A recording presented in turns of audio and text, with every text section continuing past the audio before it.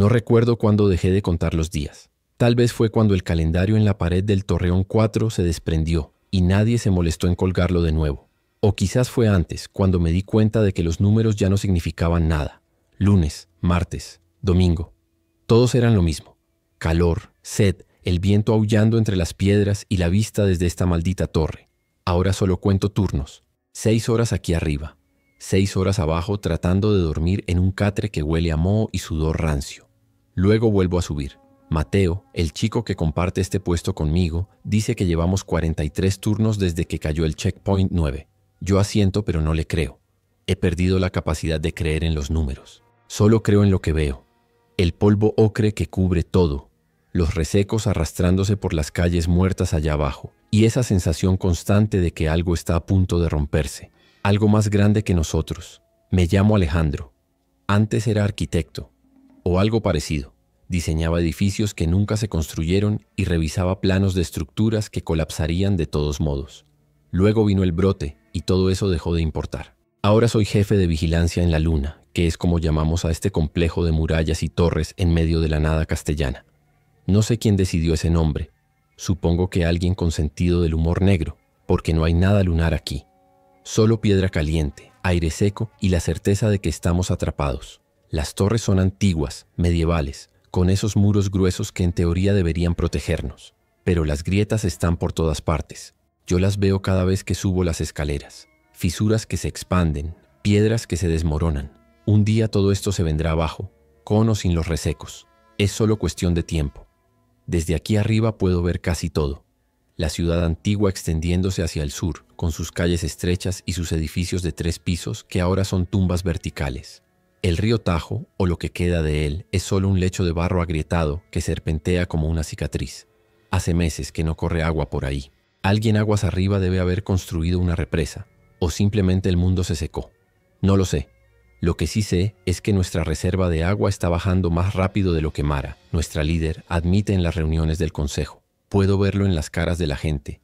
Ojos hundidos, labios agrietados. Ese temblor en las manos que no viene del miedo sino de la deshidratación.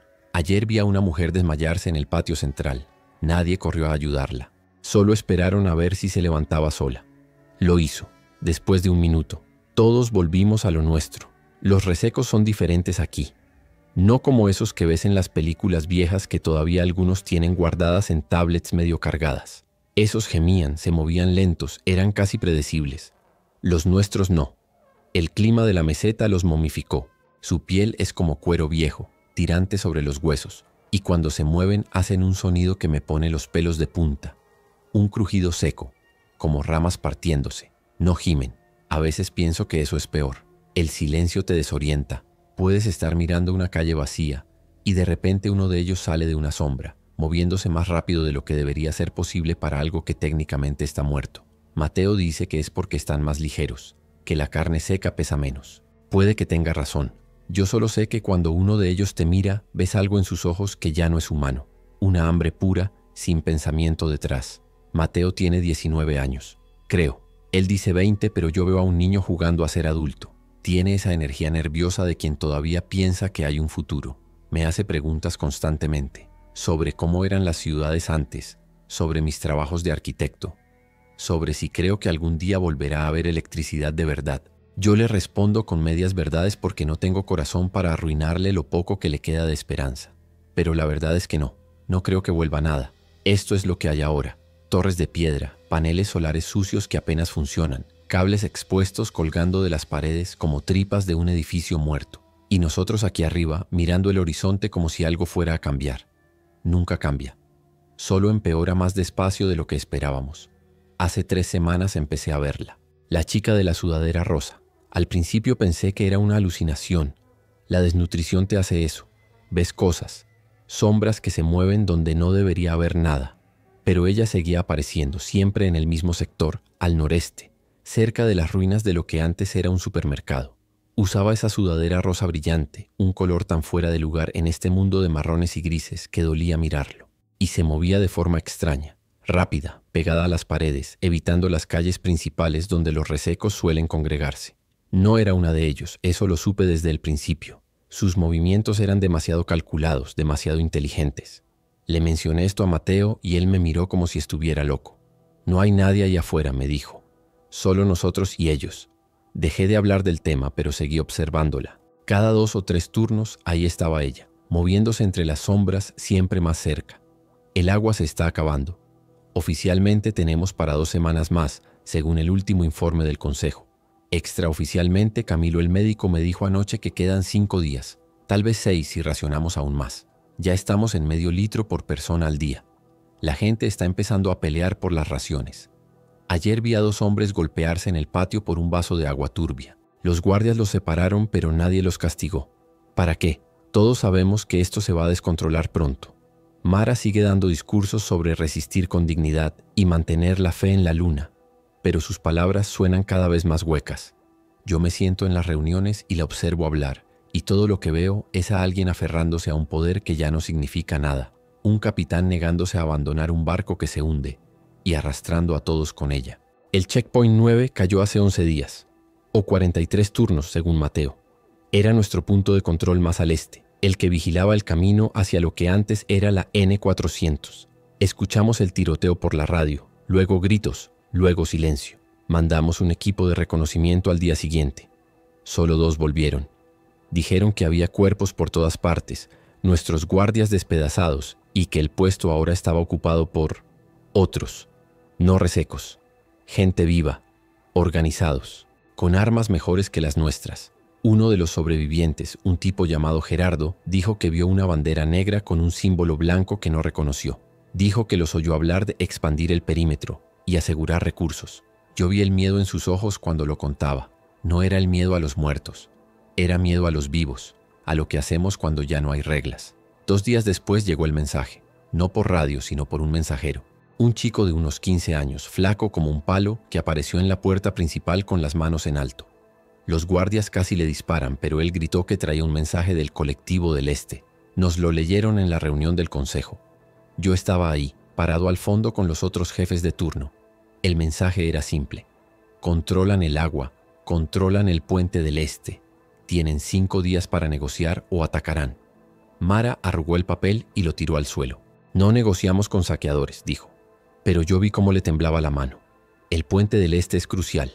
Es la única ruta directa hacia donde se supone que hay asentamientos más grandes, zonas de reasentamiento que el gobierno provisional estableció antes de colapsar también. Sin ese puente estamos completamente aislados, rodeados por un lado por los resecos, por el otro por estos nuevos enemigos, y en medio de todo muriéndonos de sed. Mara convocó otra reunión al tercer día, esta vez solo con los jefes de sección. Yo, 2 comandantes de las milicias internas, Camilo el médico, y la encargada de suministros, una mujer severa llamada Rosa que siempre huele a vinagre. Mara nos dijo su plan: atacar el puente del Este, una ofensiva total. Recuperaremos lo que es nuestro, dijo, golpeando la mesa con el puño. No nos arrodillaremos ante bandidos. Yo me quedé callado mientras los otros asentían. Luego Rosa preguntó con cuántos hombres contábamos. 120 aptos para combate, respondió uno de los comandantes. Ellos son al menos 200, dije yo, y todos me miraron. ¿Cómo lo sabes?, y preguntó Mara con esa voz fría que usa cuando alguien la contradice. Los he estado contando desde el Torreón 4. Tienen puestos de vigilancia organizados, turnos de patrulla. No son saqueadores, son un ejército pequeño. Mara me miró fijamente durante 5 segundos que se sintieron como 5 horas. Luego dijo: entonces moriremos luchando en lugar de suplicando. Y eso fue todo. Decisión tomada. Ataque suicida programado para dentro de 2 días. Esa noche no pude dormir. Me quedé en mi catre escuchando los ronquidos de los otros hombres en el barracón y pensando en lo absurdo de todo. 45 años tengo. Pasé 30 de ellos construyendo cosas, diseñando formas de hacer que las estructuras resistieran terremotos, vientos, el paso del tiempo. Y ahora voy a morir en un ataque estúpido contra gente que probablemente solo quiere lo mismo que nosotros. Sobrevivir un día más. No hay honor en esto. No hay sentido.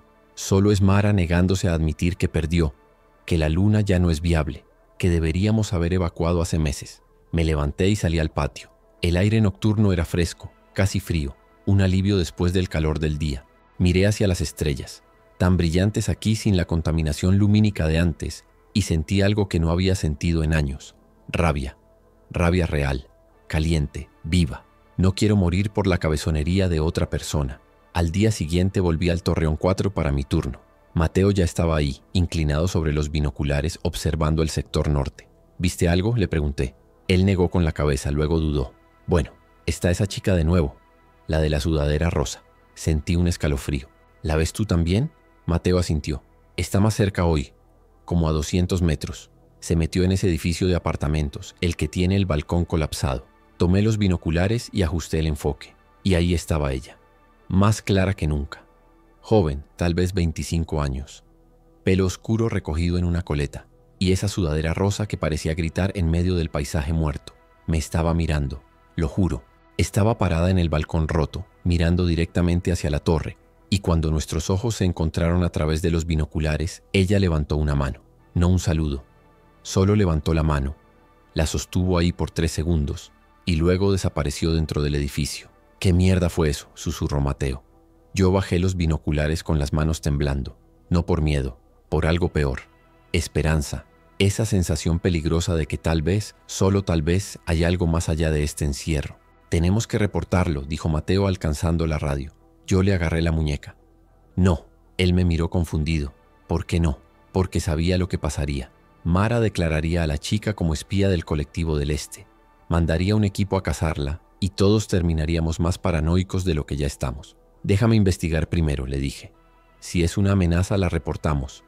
Si no, ya veremos». Mateo no parecía convencido, pero asintió. «Es un buen chico.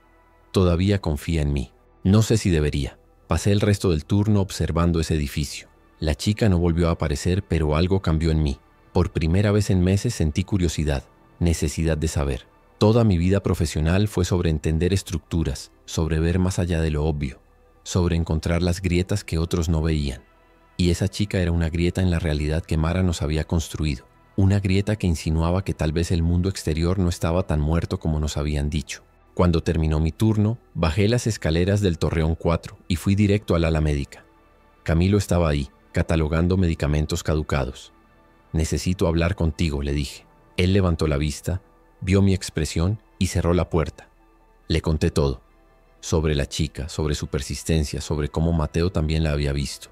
Camilo me escuchó en silencio, con esa expresión analítica que tiene, como si estuviera diagnosticando un paciente.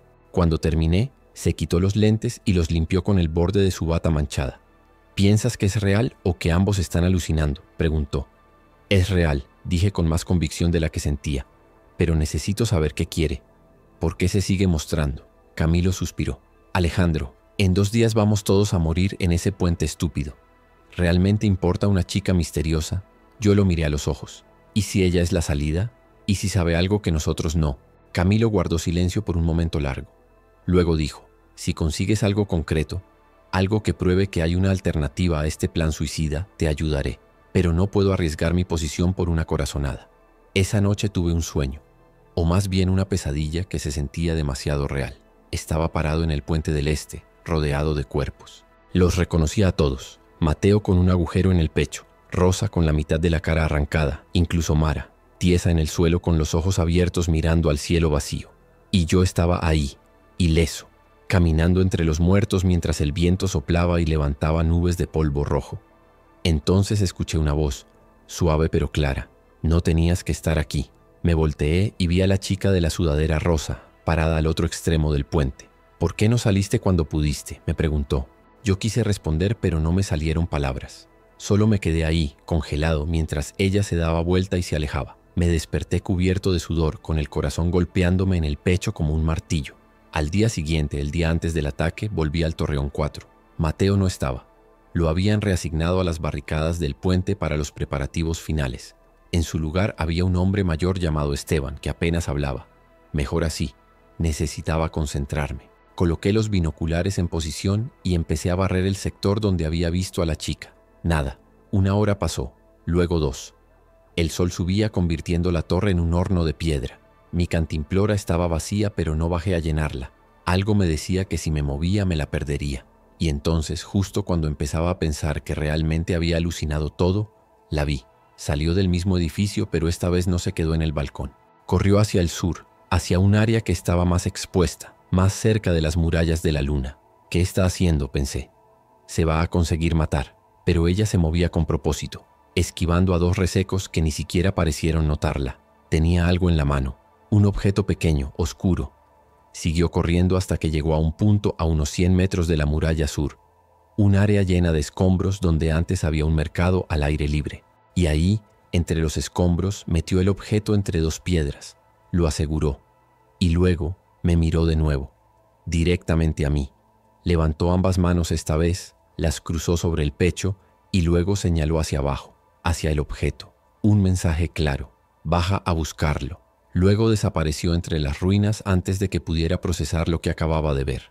Me quedé paralizado. Esteban seguía mirando hacia el este, ajeno a todo. El objeto estaba ahí afuera, a 100 metros, en tierra de nadie entre nosotros y los resecos.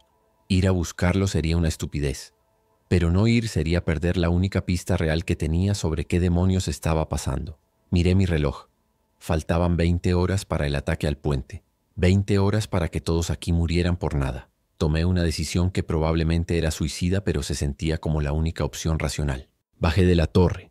Fui a mi barracón. Me puse mi chaqueta más oscura. Tomé una barra de metal que usaba como arma improvisada y me dirigí a la puerta sur. Los guardias en la puerta me conocían. ¿A dónde vas, Alejandros?, preguntó uno, un tipo con una cicatriz en la mejilla. Revisión de perímetro, mentí. Mara quiere asegurarse de que no haya puntos débiles antes de mañana. Él dudó, pero mi tono de autoridad funcionó. Me dejaron pasar. Crucé el portón y sentí como el aire cambiaba. Dentro de la luna estaba la ilusión de seguridad. Afuera estaba la realidad. Silencio denso, calor opresivo y esa sensación de ser observado. Caminé despacio, manteniéndome pegado a la muralla, con todos mis sentidos alerta. Podía oler el polvo seco, ese olor a muerte antigua que tenían los resecos, pero no vi ninguno. Tal vez era mi suerte, o tal vez alguien los había despejado del área a propósito. Llegué a los escombros del mercado. El sol estaba en su punto más alto. Cegador. Busqué entre las piedras, tratando de no hacer ruido, y entonces lo vi. Un tubo de metal, del tamaño de una botella de agua, sellado en ambos extremos. Lo tomé con manos temblorosas y lo examiné. Tenía una inscripción grabada en un lateral. Sitio 17, Ne 40 km. Y debajo, coordenadas GPS. Mi corazón empezó a latir más rápido. Desenrosqué uno de los extremos con cuidado. Adentro había un papel enrollado y algo más pesado. Saqué el papel primero. Era un mapa militar, viejo pero bien conservado, con marcas en rojo. Zonas de reasentamiento, rutas seguras y varios puntos marcados como búnkeres activos. Y uno de ellos, resaltado con un círculo grueso, estaba exactamente donde las coordenadas del tubo indicaban, 40 kilómetros al noreste. El objeto pesado era una tarjeta de identificación laminada. La giré y casi dejó caer todo. Tenía mi foto, mi nombre y un código de barras que no reconocí. Escuché un crujido detrás de mí. Me volteé de golpe, levantando la barra de metal, el corazón en la garganta. Pero no era un reseco. Era la chica de la sudadera rosa. Estaba parada a 3 metros, las manos vacías y visibles. Nos miramos durante 3 segundos que se sintieron eternos. Ella era más joven de lo que pensaba. 22 o 23 tal vez, con ojos oscuros inteligentes y una expresión que no era amigable pero tampoco hostil. Solo cansada, como todos nosotros. Abrió la boca para hablar y yo instintivamente di un paso atrás. «No tienes que morir mañana», dijo con voz ronca como si no la hubiera usado en días. «Ese mapa es real. El sitio 17 es real, pero tienes que salir esta noche, antes del ataque. Después será imposible». Yo seguía procesando el hecho de que estaba hablando, que era real, que todo esto estaba pasando de verdad. «¿Quién eres?», logré articular. Ella negó con la cabeza. «No importa. Lo que importa es que había un protocolo. Antes del colapso total, gente como tú, con habilidades específicas, fueron registrados. Esa tarjeta te dará acceso al búnker. Hay recursos ahí, información. Puede que no sea salvación, pero es más de lo que tienes aquí». Yo miré la tarjeta de nuevo tratando de encontrarle sentido. ¿Por qué yo? ¿Por qué ayudarme? Ella se encogió de hombros. Porque alguien me ayudó a mí hace 6 meses. Y porque necesitamos que gente como tú sobreviva. Arquitectos, ingenieros, gente que sabe cómo reconstruir. Dio un paso atrás preparándose para irse. Esta noche, usa el caos de los preparativos como cobertura. Sal por la puerta oeste, la que da al barranco. Nadie la vigila bien. Dirígete al noreste, 40 kilómetros. 3 días caminando si eres cuidadoso. Y antes de que pudiera hacer más preguntas, desapareció entre las ruinas como un fantasma. Volví a la luna en un estado de shock. Guardé el tubo y la tarjeta dentro de mi chaqueta y regresé como si nada hubiera pasado. Los guardias ni siquiera me preguntaron qué había encontrado. Todos estaban demasiado ocupados preparándose para morir. Subí directo al ala médica. Camilo estaba vendando la mano de un miliciano que se había cortado afilando un machete. Cuando terminó y el tipo se fue, cerré la puerta y le mostré todo: el mapa, la tarjeta, las coordenadas. Camilo lo estudió todo en silencio, pasando entre el mapa y la tarjeta una y otra vez. Finalmente dijo: esto es militar. Protocolo real de precolapso. He visto tarjetas así antes, cuando trabajaba en el hospital de Toledo. Las usaban para personal esencial. Me miró con una expresión que no pude descifrar. Si esto es real, Alejandro, entonces todo lo que Mara nos ha dicho es mentira. No estamos solos. Hay infraestructura funcionando allá afuera. ¿Me crees?, le pregunté. Camilo asintió lentamente. Te creo, y creo que tenemos que irnos. Esta noche. Yo sentí un peso enorme caer de mis hombros. No estaba loco, no estaba solo en esto. ¿Puedes conseguir suministros sin levantar sospechas? Él pensó un momento. Mochilas médicas. Nadie cuestiona si el médico empaca suministros de emergencia. Agua, antibióticos, vendas. Puedo tener 2 mochilas listas para las 10 de la noche. Yo asentí. La puerta oeste, medianoche. Nos encontramos ahí. Camilo extendió su mano y yo la estreché. No dijimos nada más. No había nada más que decir. Éramos 2 ratas abandonando un barco que se hundía, y ambos sabíamos que si nos descubrían, Mara nos ejecutaría como traidores antes del amanecer. Pasé las siguientes horas en una especie de piloto automático. Asistí a la reunión final de preparativos donde Mara dio un discurso inflamado sobre honor y resistencia. Vi a Mateo sentado con los otros jóvenes milicianos, limpiando rifles viejos que probablemente se encasquillarían al primer disparo. Quise acercarme a él, decirle la verdad, ofrecerle una salida, pero sabía que no vendría. Mateo todavía creía, todavía pensaba que había algo noble en esto, y tal vez tenía razón. Tal vez yo era el cobarde, pero prefería ser un cobarde vivo que un héroe muerto. Eso era lo que el mundo nos había enseñado. La supervivencia no tiene ética, solo tiene estadísticas. Y las probabilidades de sobrevivir al ataque del puente eran cercanas a 0. A las 9 de la noche volví a mi barracón por última vez. Tomé solo lo esencial: un cambio de ropa, una navaja que me había acompañado desde antes del colapso, una foto vieja de mi familia que ya probablemente estaba muerta pero que no podía dejar atrás. Metí todo en una mochila pequeña. Miré alrededor de ese espacio que había sido mi hogar por 8 meses. Catres alineados, ropa colgando de cuerdas, el olor a humanidad concentrada. Nunca me gustó este lugar, pero ahora, sabiendo que lo estaba dejando, sentí una punzada extraña. Culpa, tal vez. O quizás solo el reconocimiento de que cada final, incluso los necesarios, duelen. Me puse la mochila y salí sin mirar atrás.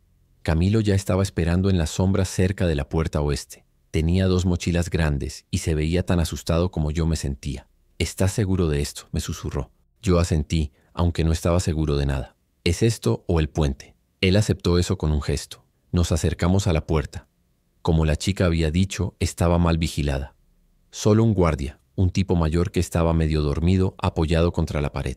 Esperamos hasta que su cabeza cayó completamente hacia adelante, roncando suavemente, y entonces nos movimos. La puerta no estaba cerrada con llave, solo con un cerrojo viejo que rechinar metálico que sonó como un grito en el silencio de la noche. El guardia se movió pero no despertó. Abrimos la puerta lo suficiente para pasar, nos deslizamos hacia afuera y la cerramos detrás de nosotros. Afuera, el aire nocturno era frío y limpio. La luna estaba casi llena, iluminando el paisaje con una luz plateada y real. Podía ver el barranco que la chica había mencionado, una grieta oscura en la tierra que bajaba hacia el este. Empezamos a caminar, rápido pero no corriendo, tratando de no hacer ruido. Cada paso me alejaba de la luna, de Mateo, de todos los que iban a morir mañana. Y cada paso se sentía como una traición, pero también como liberación. Por primera vez en años estaba eligiendo mi propio destino. No estaba siguiendo órdenes de Mara, ni rutinas programadas, ni la inercia de la supervivencia grupal. Estaba caminando hacia algo, no solo huyendo de algo. Y esa diferencia, por pequeña que fuera, significaba todo. Caminamos durante 3 horas sin parar. El barranco nos tragó en su oscuridad, protegiéndonos de miradas, pero también dejándonos ciegos a cualquier amenaza. Yo iba adelante con una linterna pequeña que Camilo había empacado, el haz de luz rebotando contra las paredes de roca. Nuestros pasos resonaban demasiado fuerte para mi gusto. Cada ruido parecía amplificarse. El crujido de la grava bajo nuestras botas, nuestra respiración pesada, el roce de las mochilas contra nuestras espaldas. A mitad de camino por el barranco, Camilo se detuvo abruptamente. «Escucha», susurró. Yo apagué la linterna y nos quedamos inmóviles en la oscuridad total. Al principio no oí nada. Luego lo capté. Un crujido distante. Ese sonido inconfundible de los resecos moviéndose. Pero estaba arriba, en el borde del barranco, no aquí abajo con nosotros. Esperamos 5 minutos que se sintieron como una eternidad hasta que el sonido se alejó. Entonces seguimos caminando. Ahora más despacio, más conscientes de que no estábamos solos en la oscuridad. Cuando finalmente salimos del barranco, el cielo empezaba a aclararse en el este. El amanecer llegaba con ese resplandor naranja enfermizo que tenía desde el colapso, como si el sol mismo estuviera contaminado. Nos detuvimos en una cresta y miramos atrás por última vez. La luna era visible en la distancia, una silueta oscura de torres y murallas contra el horizonte. Desde aquí parecía pequeña, frágil, completamente insuficiente para la tarea que pretendía cumplir. Me pregunté si el ataque ya habría comenzado, si Mateo seguía vivo, si alguien había notado nuestra ausencia. Camilo puso una mano en mi hombro. No podemos pensar en eso ahora, dijo. Tenía razón, pero eso no hacía más fácil el peso que sentía en el pecho. Nos dimos vuelta y seguimos caminando hacia el noreste, hacia algo que podía ser salvación o simplemente otra forma de morir. El paisaje era brutal en su monotonía. Llanuras secas salpicadas de arbustos muertos, rocas rojas que brillaban bajo el sol como brasas, y esa sensación constante de exposición. No había dónde esconderse aquí. Cualquier cosa podía vernos desde kilómetros de distancia. Caminábamos en línea recta cuando el terreno lo permitía, desviándonos solo para evitar las áreas donde veíamos movimiento. Los resecos estaban por todas partes, pequeños grupos de 2 o 3 vagando sin rumbo. Desde lejos parecían personas normales, tal vez viajeros o peregrinos. Pero yo sabía mejor. Había aprendido a reconocer su forma de moverse, sin propósito, sin cansancio, solo esa búsqueda infinita de carne viva. Camilo llevaba el mapa y lo consultaba cada hora, verificando nuestra posición contra el sol. Vamos bien, decía cada vez. Si mantenemos este ritmo, llegaremos al sitio 17 en 2 días. Al mediodía encontramos refugio bajo un puente colapsado que cruzaba lo que antes era una carretera secundaria. La estructura estaba medio caída, creando una cueva improvisada que nos protegía del sol asesino. Nos sentamos sobre el concreto frío y compartimos agua tibia de nuestras cantimploras. Cada trago era un cálculo, suficiente para mantenernos funcionando, pero no tanto como para acabar las reservas antes de llegar. Camilo sacó 2 barras de proteína de su mochila, esas cosas densas que sabían a cartón pero que te mantenían vivo. Comimos en silencio, demasiado cansados para hablar. Yo miraba las grietas en el concreto sobre nosotros, analizándolas con mi viejo instinto de arquitecto. Todo este puente podría venirse abajo en cualquier momento. Las barras de refuerzo estaban expuestas y oxidadas, pero nos quedamos ahí de todos modos, porque el calor afuera era peor que el riesgo de ser aplastados. ¿Crees que ya atacaron?, preguntó Camilo después de un rato. Yo miré mi reloj. Eran las 2 de la tarde. Según el plan de Mara, el ataque comenzaría al amanecer. Ya habían pasado 8 horas. Sí, dije simplemente. Camilo asintió y guardó silencio de nuevo. Ambos sabíamos lo que eso significaba. Si habían atacado, la mayoría ya estaría muerta. Mara habría dirigido a su gente directo hacia las posiciones fortificadas del colectivo del Este y los habrían masacrado. Tal vez algunos sobrevivieron. Tal vez Mateo fue uno de ellos, pero las probabilidades eran mínimas. No podíamos hacer nada, dijo Camilo, más para sí mismo que para mí. Aunque nos hubiéramos quedado, solo habríamos muerto con ellos. Yo quería creerle. Quería pensar que nuestra deserción estaba justificada. Pero la culpa no funciona con lógica. La culpa es esa voz que te dice que deberías haber intentado algo, cualquier cosa, incluso si era inútil. Descansamos 2 horas bajo ese puente. Yo intenté dormir, pero no pude. Cada vez que cerraba los ojos veía el rostro de Mateo, esa expresión de confianza ciega que tenía cuando me hablaba sobre el futuro. ¿Le habría contado a alguien sobre la chica de la sudadera rosa? ¿Habría mencionado que yo estaba investigando algo? Si lo hizo, ahora yo era oficialmente un traidor. Mara probablemente habría mandado gente a buscarme antes del ataque, pero no lo hizo, lo que significaba que Mateo mantuvo el secreto. Me protegió sin saber que yo lo estaba abandonando. Esa idea me carcomía más que cualquier otra cosa. Finalmente me rendí con el intento de dormir y me senté a observar el paisaje. Camilo roncaba suavemente, su cuerpo finalmente cediendo al agotamiento. Yo me quedé despierto, haciendo guardia, aunque no estaba seguro de contra qué. Cuando el sol empezó a bajar, reanudamos la marcha. El atardecer en la meseta era hermoso de una forma terrible. Rojos profundos y naranjas violentos que pintaban el cielo como si estuviera sangrando. Caminamos más rápido ahora que el calor disminuía, aprovechando las horas antes del anochecer total. Según el mapa, Teníamos que cruzar un pueblo abandonado llamado Villaseca de la Sagra antes de llegar a una zona más montañosa. Deberíamos rodearlo, sugerí.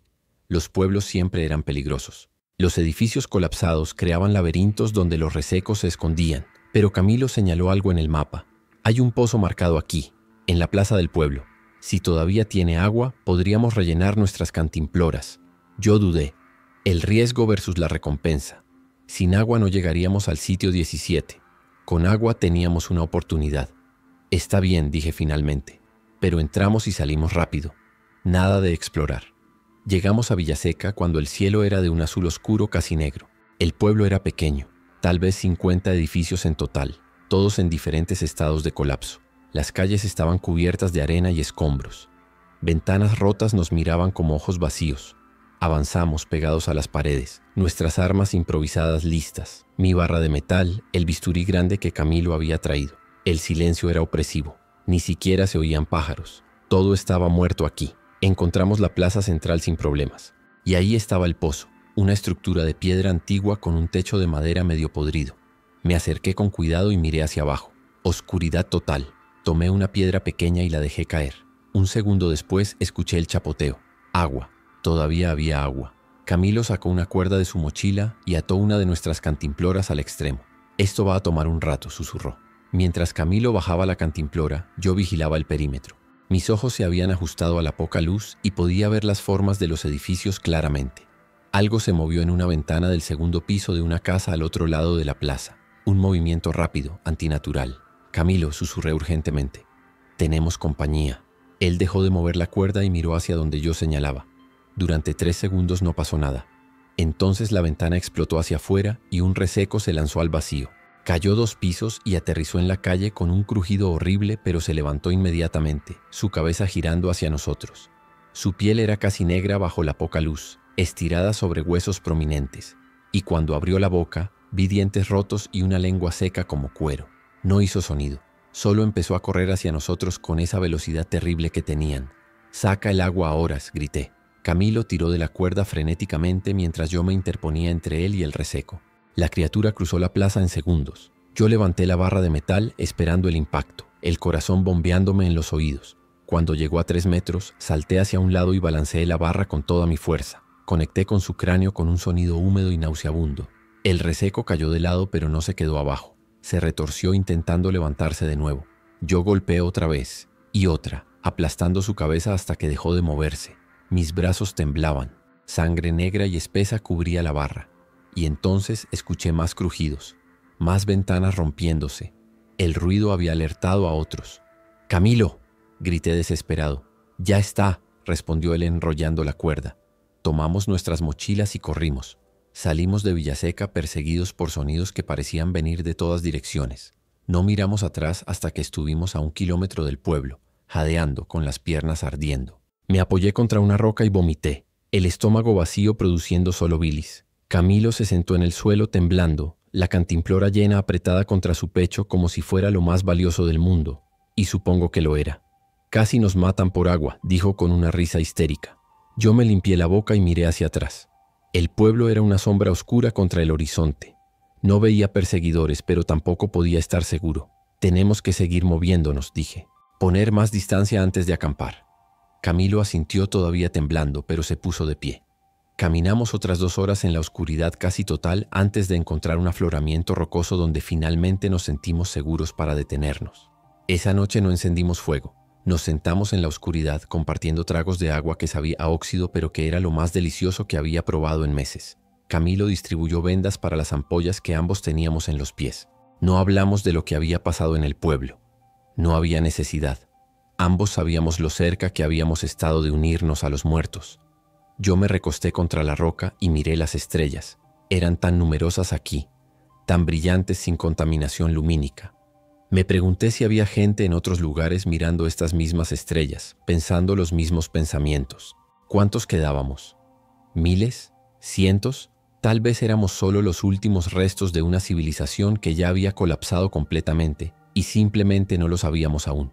Esa idea debería haberme asustado, pero en cambio sentí una extraña paz. Si todo estaba perdido de todos modos, entonces no había presión en salvarlo, solo en sobrevivir un día más. «Alejandro», dijo Camilo en la oscuridad. ¿Qué crees que encontraremos en el sitio 17? Yo había estado pensando en eso constantemente. No lo sé. Un búnker militar, según el mapa. Suministros tal vez. Información sobre otras zonas seguras. Hice una pausa. O tal vez nada. Tal vez llegamos y está vacío, saqueado hace meses. Camilo guardó silencio por un momento. ¿Y si está ocupado? ¿Y si hay gente ahí que no quiere compartir? Era una buena pregunta. Una que yo había evitado considerar. Entonces improvisamos, como siempre. Pero la verdad era que no tenía un plan. Solo tenía una tarjeta con mi foto y la esperanza ciega de que significara algo. Era patético cuando lo pensabas.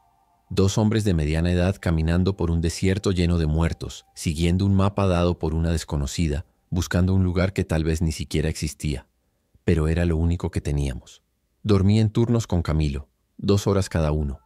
Cuando me tocó la primera guardia, me senté con la barra de metal en el regazo y escuché la noche.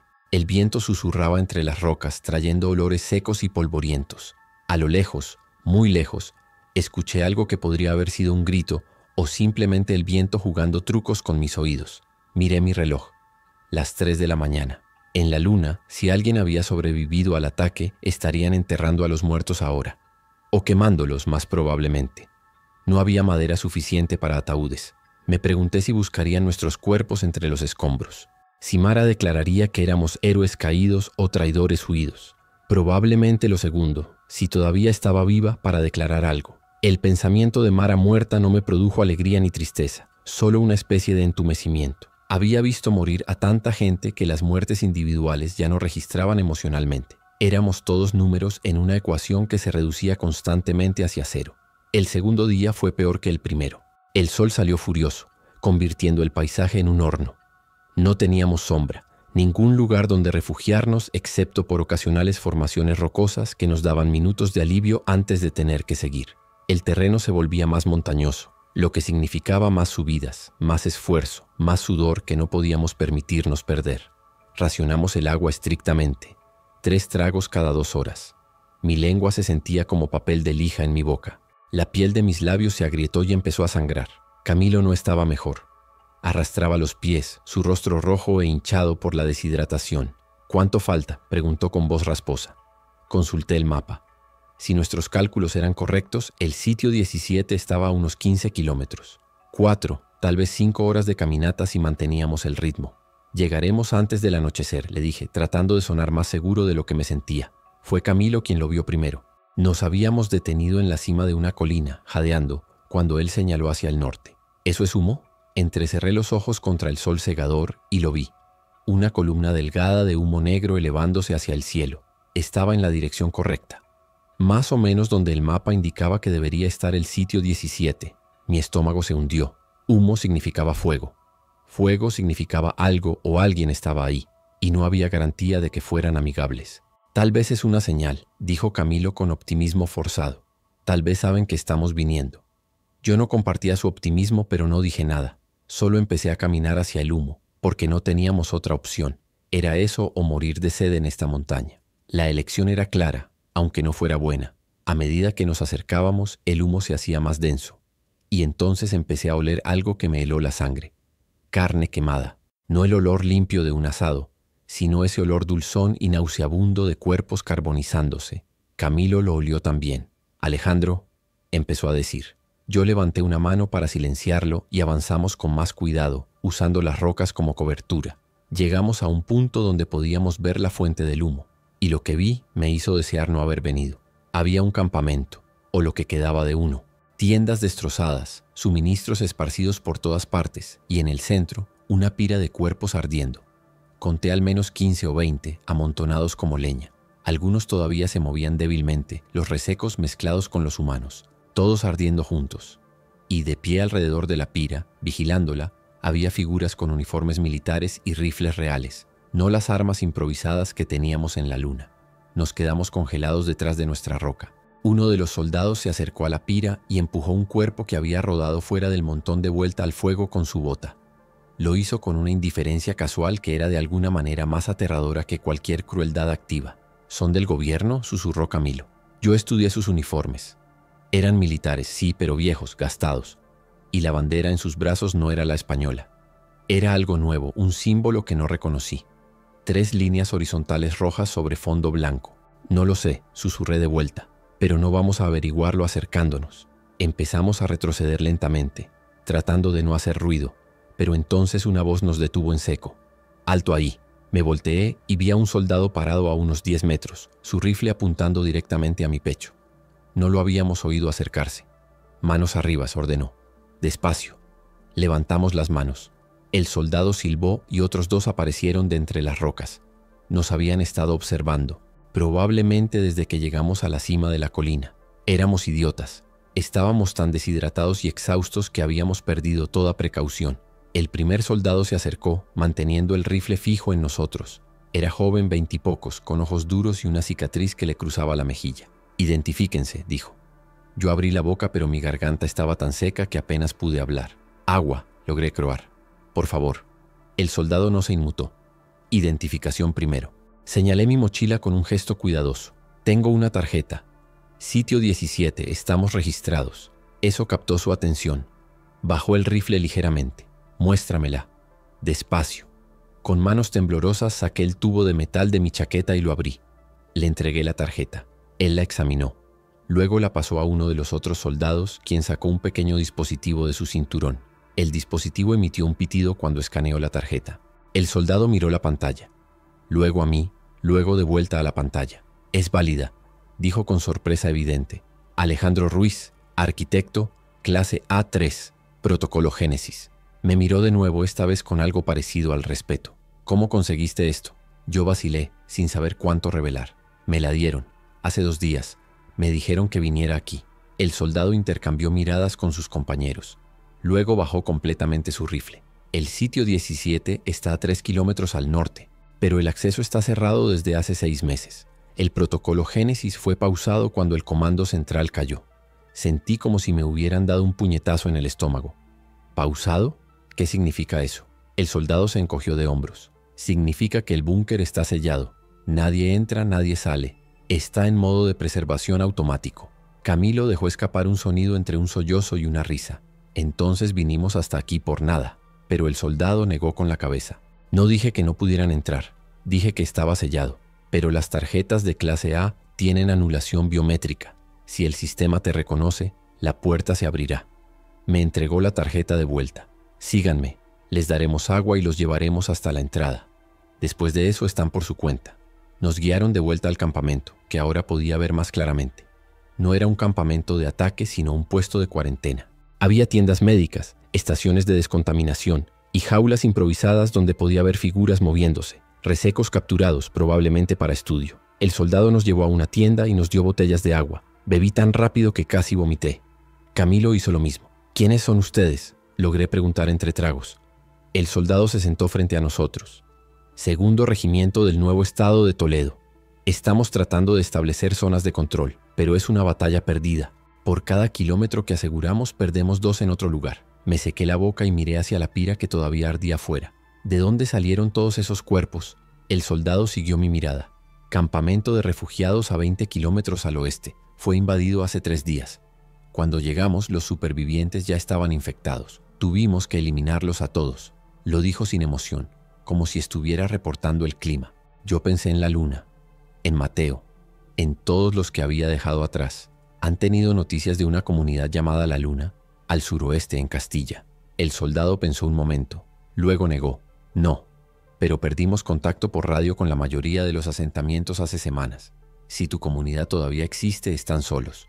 Camilo y yo intercambiamos una mirada. Solos, como nosotros ahora. Después de descansar 1 hora, el soldado nos llevó hacia el norte en un vehículo militar viejo que tosía humo negro. Camilo iba adelante, yo en la parte de atrás, junto con otro soldado que no habló en todo el viaje.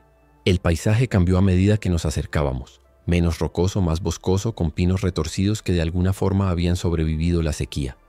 Y entonces lo vi. El sitio 17. No era lo que esperaba. No había un edificio obvio, ninguna estructura visible.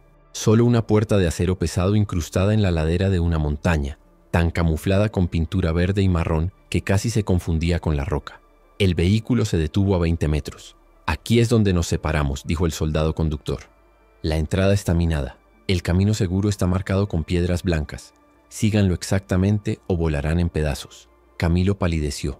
Yo asentí, tratando de parecer más valiente de lo que me sentía. Bajamos del vehículo con nuestras mochilas. El soldado me entregó una radio pequeña. Si logran entrar, reporten por el canal 3. Necesitamos saber qué hay adentro. Hay rumores de que los búnkeres Génesis tienen suministros para años, tecnología médica, incluso datos sobre curas potenciales para la infección. Lo miré a los ojos. ¿Y si les reporto qué? ¿Vendrán a tomar el búnker? Él sonrió sin humor. Probablemente, pero al menos estarán vivos para negociar. No era una respuesta tranquilizadora, pero era honesta. Guardé la radio en mi bolsillo. El vehículo arrancó y nos dejó solos frente a la puerta del búnker. Camilo y yo nos miramos. ¿Listos?, pregunté. Él se rió nerviosamente. ¿Tenemos opción?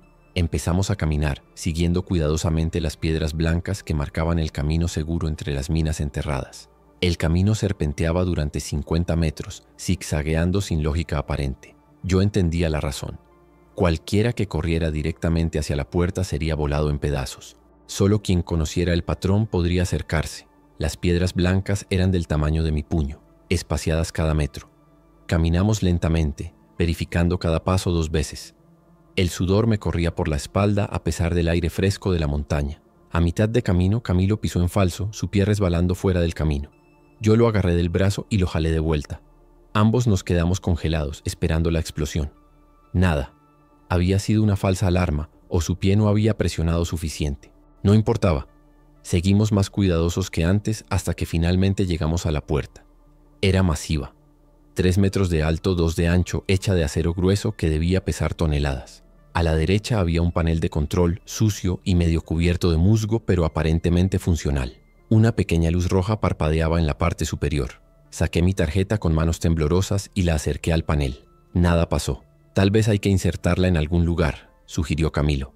Busqué una ranura, pero no había ninguna. Solo el panel, liso excepto por lo que parecía ser un escáner de huellas. Por supuesto, biometría. Coloqué mi mano derecha sobre el escáner. Sentí un calor leve mientras la luz roja se volvía amarilla. Luego una voz computarizada, femenina y tranquila, habló desde algún altavoz oculto. Identificación en proceso, espere. 30 segundos pasaron. Yo contuve la respiración. Entonces la luz se volvió verde. Alejandro Ruiz, arquitecto civil. Autorización clase A3 confirmada. Bienvenido al sitio 17. Advertencia. Instalación en modo de preservación. Soporte vital mínimo activo. Proceda con precaución. Hubo un sonido hidráulico profundo, como si algo masivo se estuviera desbloqueando después de años de inactividad. La puerta empezó a abrirse lentamente, deslizándose hacia el interior de la montaña. El aire que salió era frío y olía a metal y productos químicos de preservación. Más allá de la puerta había oscuridad total. Camilo encendió su linterna y el haz reveló un pasillo largo que descendía en un ángulo suave. Las paredes eran de concreto reforzado, con luces de emergencia espaciadas cada 10 metros que parpadeaban débilmente. «Después de ti», dijo Camilo con voz tensa.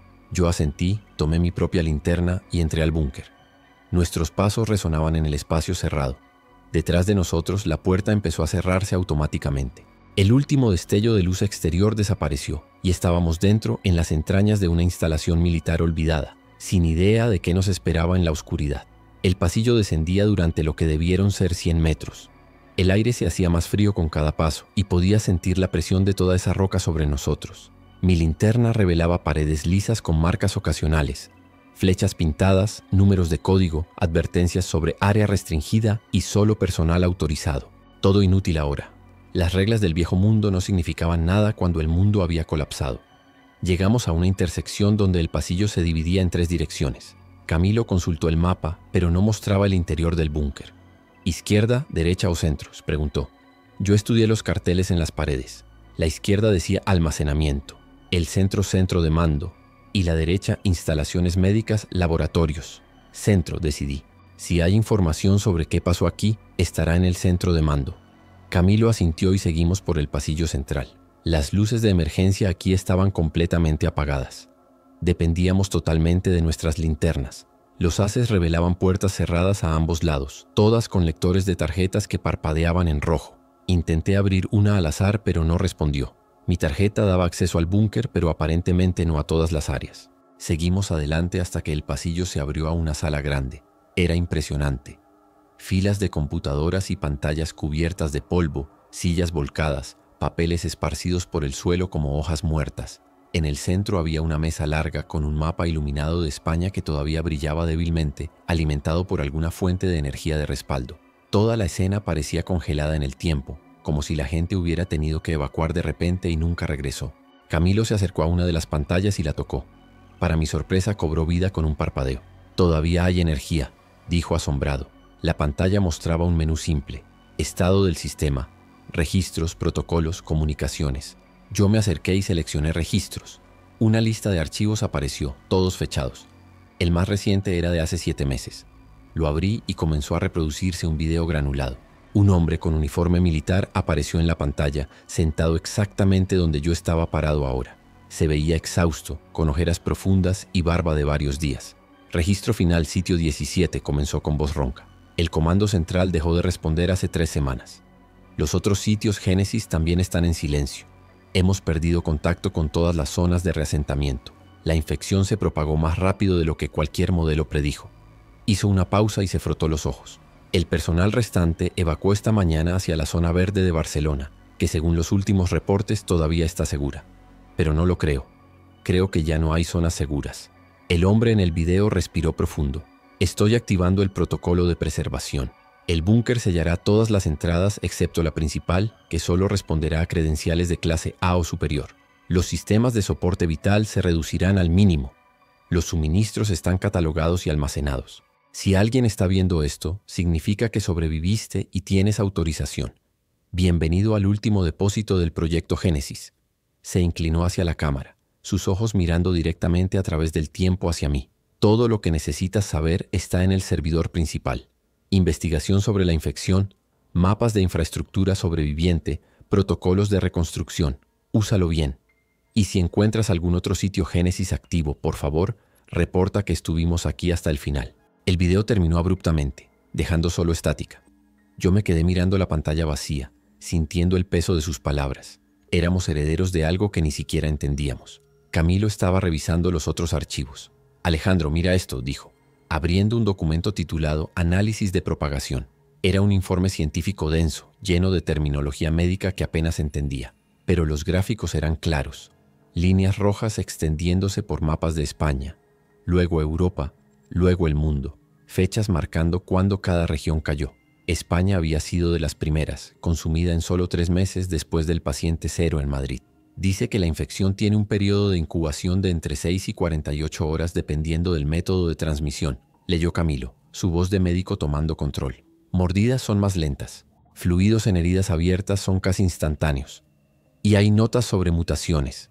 Se detuvo, su rostro poniéndose pálido. ¿Qué tipo de mutaciones?, pregunté, aunque no estaba seguro de querer saber. Adaptaciones al clima, leyó Camilo. Los infectados en áreas húmedas mantienen más masa muscular pero se degradan más rápido. En áreas secas como aquí se momifican, pierden peso pero ganan velocidad y durabilidad. Y hay referencias a variantes de comportamiento observadas en infectados con más de 1 año de exposición. Levantó la vista del documento. Alejandro, esto sugiere que están evolucionando, haciéndose más eficientes con el tiempo. Sentí un escalofrío recorrer mi espalda. Los resecos que habíamos visto, esas cosas rápidas y silenciosas, no eran solo productos del clima. Eran productos del tiempo, versiones mejoradas de un horror que ya era suficientemente malo. ¿Hay algo sobre una cura?, pregunté, aferrándome a esa posibilidad. Camilo siguió buscando, pero finalmente negó con la cabeza. Teorías, experimentos, pero nada conclusivo antes de que este lugar fuera abandonado. Pasamos las siguientes 2 horas explorando el centro de mando, abriendo archivos, tomando notas. Había tanto conocimiento aquí, tantos datos que el mundo exterior nunca vería. Mapas de búnkeres similares dispersos por toda España, aunque no había forma de saber si alguno todavía estaba operativo. Listas de recursos, comida enlatada para 50 personas durante 3 años, agua purificada, generadores de respaldo, incluso semillas para agricultura en ambiente controlado. Todo diseñado para que un grupo pequeño pudiera sobrevivir indefinidamente mientras el mundo se consumía afuera. Pero nadie estaba usando estos recursos. Solo nosotros 2, intrusos accidentales en un plan que había fallado antes de realmente comenzar. Me pregunté cuántos otros sitios Génesis existían, cuántos estaban sellados con suministros pudriéndose adentro mientras la gente moría de hambre afuera. Deberíamos revisar el almacenamiento, dijo Camilo finalmente. Ver qué podemos llevar. Tenía razón. La información era valiosa, pero no podíamos comerla. Regresamos al pasillo y tomamos el corredor hacia el almacenamiento. La puerta principal estaba abierta, colgando ligeramente de sus bisagras como si alguien hubiera salido con prisa. Adentro había una caverna de suministros, estantes de metal de 3 metros de alto, cada uno cargado con cajas etiquetadas. Raciones militares, leí en voz alta. Agua embotellada, medicamentos, equipamiento de supervivencia. Camilo fue directo a los medicamentos, sus ojos brillando con el fervor de alguien que había visto morir gente por falta de antibióticos básicos. Empezó a llenar su mochila con frascos y paquetes, verificando fechas de caducidad. La mayoría todavía eran buenos. Los militares habían almacenado las buenas cosas aquí. Yo caminé más profundo en el almacén, mi linterna revelando más tesoros. Herramientas, cuerdas, purificadores de agua portátiles, incluso armas. Había un armero completo en la parte trasera, rifles y pistolas ordenadamente alineados detrás de una jaula con candado. La jaula estaba cerrada y mi tarjeta no la abriría. Pero no importaba, no era un soldado, no sabría usar esas armas apropiadamente de todos modos. Tomé cosas más prácticas. Un cuchillo de supervivencia bueno, una brújula, mapas impermeables de la región. Estaba metiendo todo en mi mochila cuando escuché algo que me congeló. Un sonido metálico como si algo pesado se hubiera caído. Venía de más profundo en el almacén, de una sección que no había explorado todavía. «Camilo», llamé. «Estoy aquí», respondió desde donde lo había dejado. «¿Oíste eso?» Silencio. Luego, «Sí». Nos acercamos juntos hacia el sonido, nuestras linternas apuntando al frente. La sección trasera del almacén estaba más desordenada, con cajas derribadas y contenido esparcido. Alguien había estado aquí rebuscando. Las huellas en el polvo eran recientes, de días tal vez, no meses. Mi corazón comenzó a latir más rápido. «No estamos solos», susurré.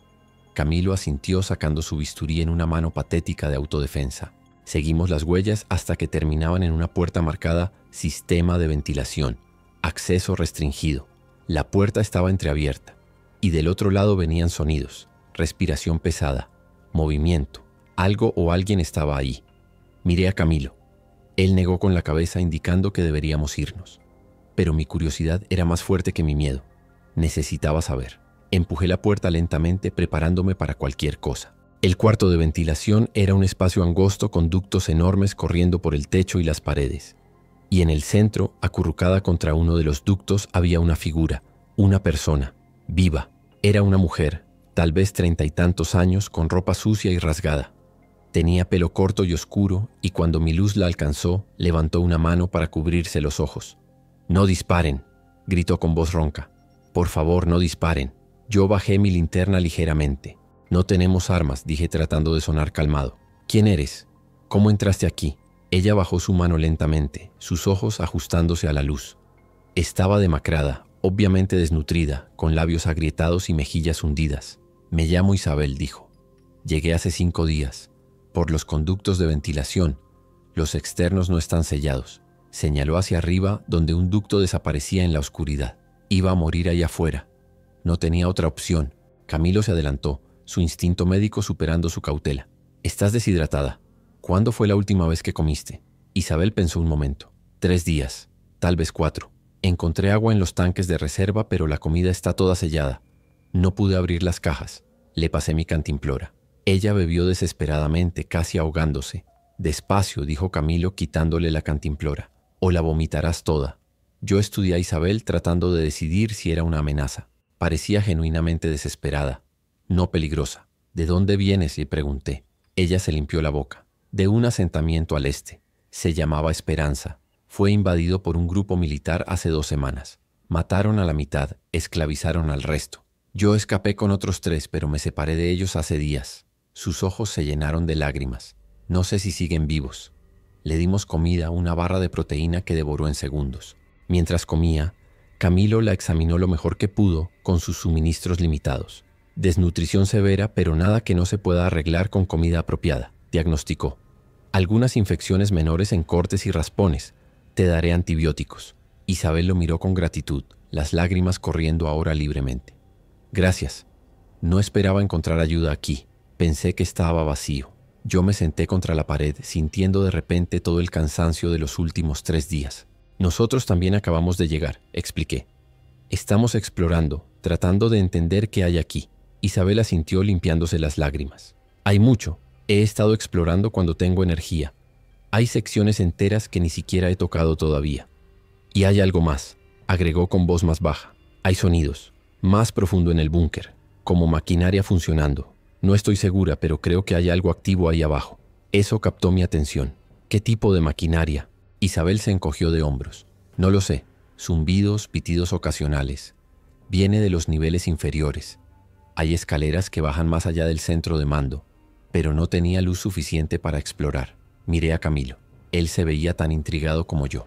Si había sistemas activos aquí, significaba más que solo suministros almacenados. Significaba tecnología funcional, energía real, tal vez incluso comunicaciones. Deberíamos investigar, dije. Camilo asintió. Isabel intentó levantarse, pero sus piernas cedieron. Necesito descansar primero, admitió. Vayan ustedes. Estaré bien aquí. Solo, por favor, vuelvan. Había miedo real en su voz. Miedo de ser abandonada de nuevo. Volveremos, le prometí. Quédate aquí, come más, descansa. Exploraremos y regresaremos en unas horas. Dejamos a Isabel con suficiente comida y agua para mantenerse y volvimos hacia el centro de mando. Las escaleras que Isabel mencionó estaban al fondo del centro de mando, medio ocultas detrás de una consola caída. Eran de metal, estrechas y empinadas, descendiendo en espiral hacia la oscuridad. Un cartel oxidado decía: Nivel 2, Investigación y Desarrollo. Autorización especial requerida. Empecé a bajar, con Camilo detrás de mí. Los escalones resonaban bajo nuestras botas. Bajamos equivalente a 2 pisos, tal vez más, hasta que las escaleras terminaban en un rellano con una puerta pesada. Esta no tenía lector de tarjetas, solo una rueda de metal como las de los submarinos. La giré y la puerta se abrió con un chirrido que me hizo rechinar los dientes. El aire del otro lado era diferente, más limpio, casi esterilizado, con un olor químico leve. Y podía oír lo que Isabel describió, un zumbido bajo y constante, como si generadores estuvieran funcionando. El pasillo aquí era diferente también. Las paredes eran blancas, casi clínicas, con líneas de luces LED en el techo que todavía funcionaban débilmente. Pasamos puertas con ventanas de vidrio que revelaban laboratorios, mesas con equipamiento médico, microscopios, centrifugadoras, todo cubierto con fundas protectoras. Es un laboratorio de investigación completo, susurró Camilo con asombro. Podrían haber estado desarrollando la cura aquí. Seguimos el zumbido hasta que llegamos a un cuarto más grande. La puerta estaba abierta y adentro había algo que no esperaba. Hileras de servidores, altos como armarios, con luces verdes y azules parpadeando en secuencias complejas. Y en el centro del cuarto había una consola con una pantalla grande que mostraba líneas de código desplazándose continuamente. El sistema estaba activo, completamente funcional. Me acerqué a la consola con reverencia. Esto era más de lo que había visto funcionar en años. Tecnología real, no las conexiones improvisadas que teníamos en la luna. Toqué el teclado y la pantalla cambió, mostrando un menú. Estado del sistema, protocolos activos, bases de datos, comunicaciones. Seleccioné protocolos activos y apareció una lista. La mayoría estaban en rojo, marcados como pausado o terminado, pero uno estaba en verde. Protocolo Fénix, activo, ciclo de monitoreo continuo. Abrí los detalles y empecé a leer. Lo que encontré me dejó sin aliento. El protocolo Fénix era un sistema automatizado diseñado para monitorear comunicaciones en todas las frecuencias, rastreando señales de asentamientos humanos sobrevivientes. Y había estado funcionando este tiempo, catalogando todo lo que captaba. Camilo, mira esto, dije señalando la pantalla. Había una lista de señales detectadas en los últimos 6 meses. Docenas de ellas, cada una con coordenadas GPS, frecuencia de radio y extractos de comunicaciones interceptadas. Leí algunos al azar. Zona Segura Barcelona solicita suministros médicos urgentes. Asentamiento Córdoba reporta brote contenido. Requiere evacuación de infectados. Colectivo del Este anuncia expansión de territorio. Advierte contra resistencia. Este último me hizo detenerme. El Colectivo del Este. Los que habían tomado el Checkpoint 9. Los que probablemente habían destruido la Luna. Había múltiples entradas sobre ellos, rastreando su expansión mes a mes. Aparentemente eran uno de los grupos más grandes y organizados que quedaban en España Central. Y según estos datos, estaban a solo 50 kilómetros de aquí. Esto cambia todo, dijo Camilo, leyendo sobre mi hombro. Este búnker no solo tiene suministros, tiene inteligencia, información que cualquier grupo pagaría por tener. Yo asentí, mi mente corriendo. Los soldados que nos encontraron nos pidieron que reportáramos por radio. Si les decíamos sobre esto vendrían, tomarían el búnker. y nosotros seríamos desechables, testigos innecesarios. Pero si no reportábamos, eventualmente vendrían a investigar de todos modos. Éramos hormigas tratando de esconder un pastel de las cucarachas. Necesitamos pensar esto cuidadosamente, dije. Esta información, estos recursos podrían hacernos valiosos, o podrían hacernos objetivos. Camilo se mordió el labio pensando, tal vez Isabel tiene razón en esconderse aquí. Tal vez este es el lugar más seguro que encontraremos.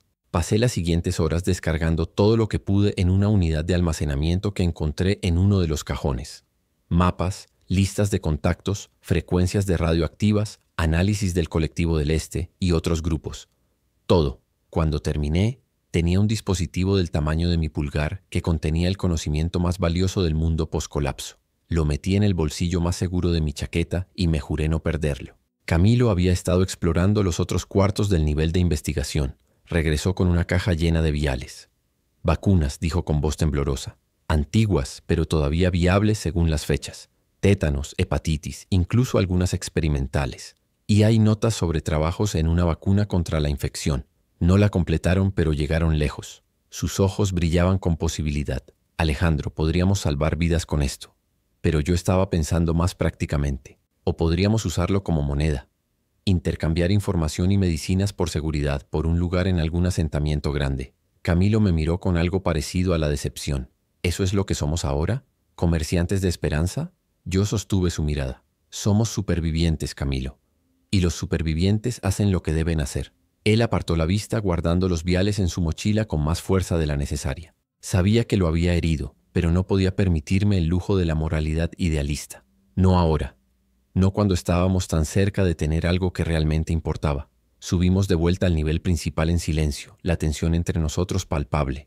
Isabel seguía donde la habíamos dejado, pero se veía mejor. Había comido más y algo de color había regresado a sus mejillas. ¿Qué encontraron?, preguntó cuando nos vio. Le conté sobre los servidores, el protocolo Fénix, la inteligencia sobre otros asentamientos. Sus ojos se agrandaron.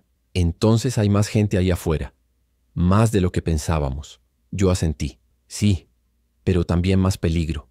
El colectivo del Este controla gran parte de esta región. Y hay otros grupos, algunos organizados, otros apenas aferrándose. Es un mundo fragmentado. Isabel se quedó callada un momento. ¿Qué harán ahora? Era la pregunta que yo había estado evitando. ¿Qué haríamos? No podíamos quedarnos aquí para siempre. El búnker tenía recursos, pero no era una solución permanente. Y los soldados esperaban un reporte. Si no lo daba pronto, vendrían a investigar. Necesitamos un plan, dije finalmente. Quedarnos aquí es temporal. Eventualmente alguien encontrará este lugar, soldados o el colectivo o quien sea. Pero mientras tanto tenemos una ventaja. Información que nadie más tiene. Saqué la unidad de almacenamiento de mi bolsillo. Esto podría comprarnos entrada a un asentamiento seguro, o podríamos usarlo para negociar con uno de los grupos más grandes. Isabel se inclinó hacia adelante. ¿Qué tipo de información? Le conté todo. Los mapas de recursos, las frecuencias de comunicación, los movimientos del colectivo. Es suficiente para que cualquier líder inteligente nos quiera vivos, concluí. La pregunta es a quién acercarnos. Camilo intervino. Zona segura Barcelona. Los datos los mencionan varias veces. Parecen ser el asentamiento más grande y organizado que queda. Barcelona estaba a casi 400 kilómetros al noreste. Semanas de viaje a pie, asumiendo que sobreviviéramos. Pero según los datos, tenían infraestructura real, hospitales funcionando, agricultura, incluso intentos de restablecer gobierno. Era la opción más cercana a civilización que quedaba. Es un viaje largo, dije. Peligroso. Tendríamos que atravesar territorio controlado por al menos 3 grupos diferentes. Isabel habló. Yo conozco rutas. Antes del colapso era guía de montaña. Sé cómo moverse sin ser vista. La miré con nuevo respeto. ¿Vendrías con nosotros? Ella asintió sin hesitar. No tengo a dónde más ir.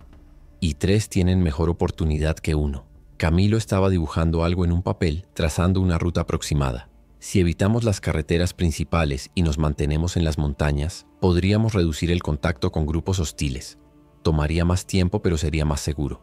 Pasamos el resto del día planificando. Empacamos todo lo esencial que podíamos cargar. Comida para 2 semanas, agua, medicinas, mapas, equipamiento de supervivencia. Yo copié archivos adicionales del sistema, incluyendo toda la investigación sobre la infección que pude encontrar. Si íbamos a negociar entrada a Barcelona, necesitábamos todos los haces posibles. Al anochecer, según mi reloj, decidimos descansar aquí una noche más antes de partir. El búnker era seguro, sellado, con camas reales en lo que había sido el cuartel del personal. Dormimos en turnos, 2 descansando mientras uno hacía guardia, aunque no estábamos seguros de contra qué. Los únicos ruidos eran el zumbido distante de los servidores y ocasionalmente el crujido de la estructura asentándose. Durante mi turno de guardia, saqué la radio que el soldado me había dado. Todavía no había reportado. Cada hora que pasaba aumentaba la probabilidad de que vinieran a investigar. Miré el dispositivo pensando, podría reportar que el búnker estaba vacío, saqueado hace tiempo, comprar algo de tiempo. Pero si venían y encontraban todo intacto, sabrían que mentí. O podría simplemente no reportar nada, dejar que pensaran que morimos en el camino. Esa opción parecía más segura. Tomé la radio, le quité las baterías y las tiré por un conducto de ventilación. Sin energía, sin reportes. Éramos fantasmas ahora. Fantasmas con información valiosa y un destino en mente. Me recosté y miré el techo de concreto sobre mí. Por primera vez desde que dejé la luna, sentí algo parecido a la esperanza. No era mucho, pero era suficiente para seguir adelante. A la mañana siguiente nos preparamos para partir. Sellamos el búnker detrás de nosotros usando mi tarjeta de acceso. La puerta se cerró con ese sonido hidráulico profundo y un pitido de confirmación. Protocolo de preservación reactivado, anunció la voz computarizada. El sitio 17 volvería a su silencio, esperando al próximo visitante autorizado que tal vez nunca llegaría.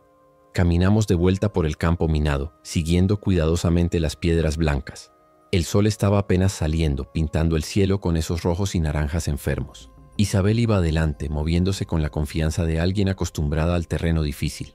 Camilo y yo la seguíamos, nuestras mochilas pesadas pero manejables.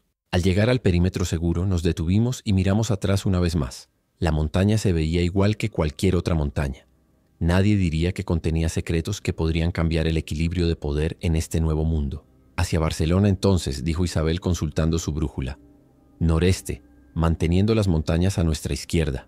Yo asentí, y evitando cualquier contacto si es posible. Somos comerciantes, no guerreros. Camilo agregó, y si encontramos gente que necesita ayuda médica, ayudamos. No todo puede ser transaccional. Lo miré y vi la determinación en sus ojos. Ese era Camilo. Idealis incluso cuando el mundo se había vuelto cínico. Está bien, accedí. Ayudamos cuando podemos, pero sobrevivir viene primero. Empezamos a caminar. 3 figuras pequeñas moviéndose por un paisaje vasto y hostil. No sabía qué encontraríamos en Barcelona. Si realmente era el refugio que los datos sugerían o solo otra ilusión de seguridad esperando colapsar. Pero teníamos un destino, recursos e información. Y por primera vez en años, tenía compañeros en los que podía confiar. Tal vez eso era suficiente, tal vez no. El tiempo lo diría. Los primeros 3 días fueron relativamente tranquilos. Isabel nos guió por senderos de montaña que raramente veían uso humano. Vimos resecos ocasionalmente, pequeños grupos vagando por valles distantes, pero siempre los detectamos antes de que ellos nos detectaran a nosotros. La elevación nos protegía. Los infectados parecían preferir terreno plano donde podían moverse más rápido. Las noches eran frías a esta altura, pero teníamos equipamiento adecuado del búnker. Sacos de dormir, carpas pequeñas, incluso pequeños calentadores químicos que generaban calor por horas. Comíamos bien, racionado pero no hambrientos. Y cada noche Camilo trataba alguna herida menor o ampolla, manteniéndonos funcionando. Éramos un equipo, aunque pequeño y frágil, pero funcionábamos. En el 4.º día vimos humo al este. Isabel lo notó primero, señalando la columna delgada elevándose en el cielo de tarde. Asentamiento o campamento, evaluó. A unos 10 kilómetros. Yo consulté el mapa con las anotaciones del búnker. Había una marca en esa área. Refugio Montaraz, 40 personas aprox. Contacto perdido hace 3 meses. Podía ser ellos o podía ser otra cosa. ¿Investigamos?, preguntó Camilo. Yo dudé. Desviarnos significaba riesgo, pero también significaba posible información, tal vez comercio. Nos acercamos con cuidado, decidí. Solo reconocimiento. Si se ve peligroso, seguimos adelante. Isabel lideró el desvío, llevándonos por una cresta que nos daría vista del asentamiento sin exponernos. Cuando llegamos, el sol estaba bajo, dándonos sombras largas para escondernos. El refugio Montaraz era más grande de lo que esperaba. 20 o 30 estructuras, algunas permanentes de piedra y otras tiendas y refugios improvisados, todos rodeados por una empalizada de madera. Había gente moviéndose, trabajando, viviendo. Niños jugando en un área cercada, guardias en torres de vigilancia. Parecía normal, casi como antes del colapso. Están organizados, susurró Isabel, y tienen recursos. Mira, esos son paneles solares. Señaló hileras de paneles en techos, brillando bajo el sol poniente. Camilo estaba mirando con sus binoculares. No veo señales de violencia reciente. No hay cuerpos, no hay daños de batalla. Parece pacífico. Yo estudié el lugar, mi instinto arquitectónico evaluando las defensas. Eran adecuadas pero no excesivas. Este no era un lugar preparándose para guerra. Era un lugar tratando de reconstruir. Deberíamos bajar, sugirió Camilo. Si son pacíficos podríamos intercambiar, tal vez conseguir información sobre la ruta a Barcelona. Isabel se veía menos convencida. O podríamos terminar prisioneros.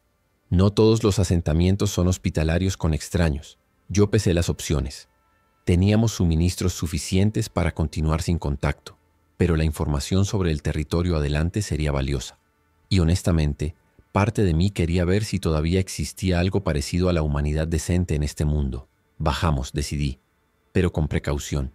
Isabel, tú quedas en la cresta como observadora. Si algo sale mal, no bajes. Continúa hacia Barcelona y busca ayuda. Ella asintió, entendiendo la lógica aunque no le gustara. Camilo y yo empezamos el descenso hacia el asentamiento, nuestras manos visibles y vacías de armas, moviéndonos lentamente para no parecer amenazantes. Nos detuvieron a 50 metros de la puerta principal. 2 guardias con escopetas de caza nos apuntaron desde una torre. «¡Alto ahí!», gritó uno. «Identifíquense». Yo levanté las manos más alto. «Somos viajeros. No buscamos problemas. Solo queremos hablar». Hubo un momento de silencio tenso. Luego la puerta se abrió y salió un hombre mayor, tal vez 60 años, con barba gris y ojos cansados pero amables. Llevaba ropa simple pero limpia y una cruz de madera colgando de su cuello. «Soy el padre Tomás», dijo con voz calmada. «Lidero esta comunidad. ¿Qué buscan aquí?». Yo bajé las manos lentamente. «Información principalmente. Estamos viajando hacia Barcelona. Cualquier conocimiento sobre el camino adelante sería valioso. Podemos pagar con medicinas». Los ojos del padre Tomás se agrandaron ligeramente ante la mención de medicinas. «Entren», dijo después de un momento, «pero sus armas quedan en la puerta». Entregamos nuestras pocas armas, mi cuchillo, la barra de metal que todavía llevaba, y seguimos al padre Tomás dentro del perímetro. El asentamiento era incluso más impresionante desde dentro. Las calles de tierra estaban limpias, los edificios en buen estado de reparación. Había huertos pequeños entre las estructuras, plantas verdes creciendo en tierra cuidadosamente atendida. Y la gente se veía saludable. Delgados, sí, pero no demacrados como en la luna. Niños corrían y jugaban, algo que no había visto en más de un año. «¿Cómo lo lograron?», pregunté asombrado. El padre Tomás sonrió con orgullo moderado. «Fe y trabajo duro. Pero principalmente nos encontramos en el lugar correcto. Hay un manantial en las montañas sobre nosotros. Agua limpia constante. Con agua, todo lo demás se vuelve posible». Me llevó a un edificio de piedra que servía como su oficina y sala de reuniones. Nos sentamos en sillas reales, no cajones o rocas, y alguien nos trajo té caliente. Té verdadero, de hojas, no sustitutos. Yo lo bebí despacio, saboreando el lujo. El padre Tomás se sentó frente a nosotros, sus manos entrelazadas sobre la mesa. «Entonces Barcelona», dijo pensativo. «Es un viaje ambicioso. ¿Por qué allá?». Le conté una versión editada de nuestra historia, que habíamos escapado de un asentamiento que colapsó, que teníamos información sobre que Barcelona estaba relativamente estable, que buscábamos un lugar más permanente. No mencioné el búnker o el sitio 17. Esa información era demasiado valiosa para compartir libremente. El padre Tomás escuchó en silencio, asintiendo ocasionalmente. Cuando terminé, suspiró profundamente. «Barcelona existe, sí. He escuchado transmisiones de radio de allá. Tienen un gobierno provisional, infraestructura funcionando. Pero el camino», negó con la cabeza, «es peligroso. El colectivo del Este controla gran parte del territorio entre aquí y allá. Hemos oído de ellos», dije cuidadosamente. «¿Qué puedes decirnos?». El padre Tomás se levantó y fue a una pared donde había un mapa grande clavado. Estaba marcado con diferentes colores. Verde para zonas seguras, rojo para territorios controlados por grupos hostiles, amarillo para áreas inciertas. El rojo dominaba. «El colectivo del Este comenzó como un grupo militar legítimo», explicó. «Soldados que sobrevivieron el colapso inicial, pero sin cadena de mando se volvieron pragmáticos. Toman lo que necesitan. Reclutan por fuerza. Han absorbido docenas de asentamientos pequeños. Si te encuentran, tienes 2 opciones: unirte o morir». Señaló una línea roja que cortaba directamente a través de la ruta más directa a Barcelona. Esta es su frontera sur. Patrullan pesadamente. Cruzarla sin ser detectados es casi imposible. Camilo estudió el mapa con el ceño fruncido. ¿Hay alguna ruta alternativa? El padre Tomás trazó con su dedo una línea más al norte, pasando por las montañas más altas. Esta ruta los llevaría alrededor de su territorio. Más larga, más difícil, pero más segura. 3 semanas a pie, tal vez 4 si el clima se pone malo. Y hay otro problema. Hizo una pausa. Los errantes. Yo no había escuchado ese término antes. ¿Quiénes son los errantes? El padre Tomás regresó a su asiento. No son un grupo organizado. Son sobrevivientes que se volvieron salvajes. Gente que perdió todo, incluyendo su humanidad. Viajan en bandas pequeñas, asaltan a cualquiera que encuentran. Son impredecibles, violentos. Las montañas están llenas de ellos. La forma en que lo dijo, con esa mezcla de tristeza y miedo, me hizo entender que había perdido gente ante estos errantes. Suena como si todas las rutas fueran malas, dijo Camilo con voz derrotada. El padre Tomás asintió. Bienvenidos al nuevo mundo. No hay caminos fáciles, solo elecciones entre diferentes tipos de peligro. Se inclinó hacia adelante, sus ojos buscando los míos. Pero si realmente tienen medicinas, les haré una oferta. Quédense aquí. Únanse a nuestra comunidad. Tenemos espacio, recursos, seguridad. Especialmente si uno de ustedes tiene conocimiento médico. Miró a Camilo, quien había mencionado ser médico más temprano. Camilo se veía tentado. Lo podía ver en su rostro. Este lugar era todo lo que la luna pretendía ser, pero nunca logró. Pero yo negué con la cabeza. Es generoso, pero necesitamos llegar a Barcelona. Tenemos asuntos que resolver allá. No podía explicar que teníamos información que podría valer más que nuestro peso en oro. Que quedarnos aquí sería desperdiciar ese potencial. El padre Tomás pareció decepcionado, pero no presionó. Entiendo, la gente necesita sus propios destinos. Se levantó. Les daré mapas actualizados, información sobre puntos de agua en la ruta norte. Y si pueden dejarnos algunos antibióticos, estaré muy agradecido. Tenemos 2 niños con infecciones respiratorias. Sin tratamiento, dejó la oración inconclusa. Camilo ya estaba abriendo su mochila. Tengo amoxicilina y acitromicina, suficiente para tratar ambos casos. Sacó varios frascos y se los pasó al padre Tomás, cuyas manos temblaron al recibirlos. Que Dios los bendiga, dijo con voz quebrada. No saben cuántas vidas acaban de salvar. Yo me sentí incómodo con la gratitud. No merecíamos alabanza por hacerlo mínimamente decente. Pero Camilo parecía radiante, como si hubiera encontrado su propósito nuevamente. Pasamos esa noche en el refugio Montaraz. Nos dieron una habitación pequeña pero limpia en lo que antes era una casa de huéspedes. Había camas reales con sábanas, agua corriente fría de un sistema de tubería improvisado conectado al manantial y hasta una comida caliente, estofado de conejo con verduras de su huerto. Isabel bajó de la cresta cuando señalamos que era seguro y se unió a nosotros. Durante la cena conocimos a más residentes. Había 72 personas en total, una mezcla de sobrevivientes de asentamientos cercanos que habían colapsado. Todos tenían historias similares: pérdida, escape, encontrar este lugar casi por accidente. El padre Tomás los había reunido no con fuerza, sino con promesa de algo mejor. Y de alguna forma, contra todo pronóstico, lo estaba entregando. Esa noche, acostado en una cama real por primera vez en meses, no podía dormir. Seguía pensando en las opciones que enfrentábamos. La ruta del colectivo del Este era más corta, pero casi seguramente fatal. La ruta de las montañas era más larga y nos expondría a los errantes, quienes sonaban casi tan peligrosos como los infectados. Pero había una tercera opción que seguía rondando mi mente: quedarnos. El padre Tomás había sido sincero en su oferta. Este lugar funcionaba. Tenían agua, comida, seguridad relativa. Podríamos contribuir, usar nuestras habilidades, vivir algo parecido a una vida normal. Pero entonces pensé en la información que llevaba, en el potencial que representaba. Si la compartíamos con Barcelona, con su gobierno provisional e infraestructura, podría ayudar a reconstruir algo más grande que un solo asentamiento. Podría ser la diferencia entre supervivencia fragmentada y verdadera civilización restaurada. O al menos eso me decía a mí mismo para justificar continuar. A la mañana siguiente el padre Tomás nos despertó temprano. «Vengan», dijo con urgencia. «Hay algo que necesitan ver». Lo seguimos al muro norte del asentamiento, donde varios guardias estaban reunidos mirando hacia el valle a través de binoculares. Me pasó un par y señaló. «Allá. ¿Ven el humo?». Ajusté el enfoque y lo vi. No una columna de humo como la del asentamiento, sino múltiples columnas, negras y densas, elevándose en el horizonte norte. «¿Qué es eso?», pregunté. «El pueblo de San Cristóbal», respondió el padre Tomás con voz tensa. Estaba a 40 kilómetros al norte, 200 personas. Enviamos comerciantes allá hace 2 semanas. Bajó sus binoculares, su rostro pálido. Esas son estructuras ardiendo, todo el pueblo. Sentí mi estómago hundirse. ¿El colectivo? Él negó. Peor, nuestros vigías reportaron movimiento anoche. Una horda grande, resecos. Cientos de ellos moviéndose en manada como nunca antes habíamos visto. El pánico visible en los rostros alrededor de mí era contagioso. ¿Una manada?, repetí. ¿Los infectados viajan en grupos así de grandes? El padre Tomás se encogió de hombros con impotencia. No solían. Pero algo cambió. En los últimos meses, los reportes han sido consistentes. Los resecos se están agrupando, moviéndose con algún tipo de coordinación primitiva. Y cuando encuentran un asentamiento, miró hacia el humo. Lo consumen. Todo. Isabel, que había estado callada, habló. ¿En qué dirección se movían?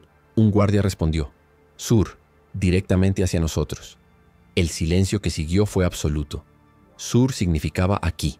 Significaba que una horda de cientos de infectados hambrientos estaba en camino hacia este asentamiento pacífico con sus defensas inadecuadas y sus niños jugando en las calles. El padre Tomás se volvió hacia mí, su rostro mostrando la tensión de un hombre enfrentando lo imposible. Tienen que irse. Ahora, si esa horda llega aquí, no terminó la oración, no necesitaba hacerlo. Todos sabíamos lo que pasaría. Este lugar, con toda su humanidad restaurada y esperanza frágil, sería borrado del mapa. Yo miré a Camilo, luego a Isabel. Nos vamos, dije, pero ustedes deberían evacuar también. El padre Tomás negó con la cabeza firmemente. 72 personas, un tercio niños y ancianos, no pueden moverse rápido, y no tenemos a dónde ir. Este es nuestro hogar. Lo defenderemos. Había determinación en su voz, pero yo podía oír el miedo debajo. Él sabía que era una sentencia de muerte. Simplemente elegía morir en sus propios términos. Camilo se adelantó. Déjenos ayudar. Tengo conocimientos médicos. Alejandro entiende estructuras, puede reforzar defensas. Isabel es una exploradora experta. Denos 2 días. Ayúdenos a preparar este lugar. Yo lo miré sorprendido. No habíamos discutido esto. Quedarnos significaba arriesgar todo, incluida la información que llevábamos. Pero mirando los rostros de la gente del refugio Montaraz, especialmente los niños, sentí algo que no había sentido en mucho tiempo. Culpa real, no la culpa abstracta de abandonar la luna, sino culpa visceral de tener el poder de ayudar y elegir no hacerlo. 2 días, escuché mi voz decir, aunque mi cerebro gritaba que era una mala idea.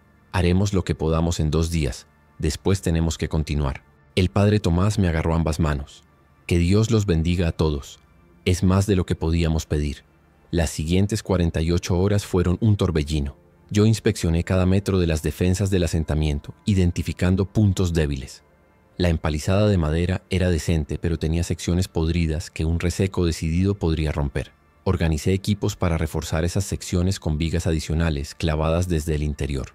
No teníamos metal suficiente para verdadero refuerzo, pero la madera apilada y comprimida era mejor que nada. También diseñé trampas simples, fosas poco profundas, cubiertas con ramas débiles a 20 metros del muro, sembradas con estacas afiladas. No detendrían una horda, pero al menos las ralentizarían, darían a los defensores más tiempo para reaccionar. Trabajé hasta que mis manos sangraron, apenas durmiendo, impulsado por algo entre desesperación y determinación.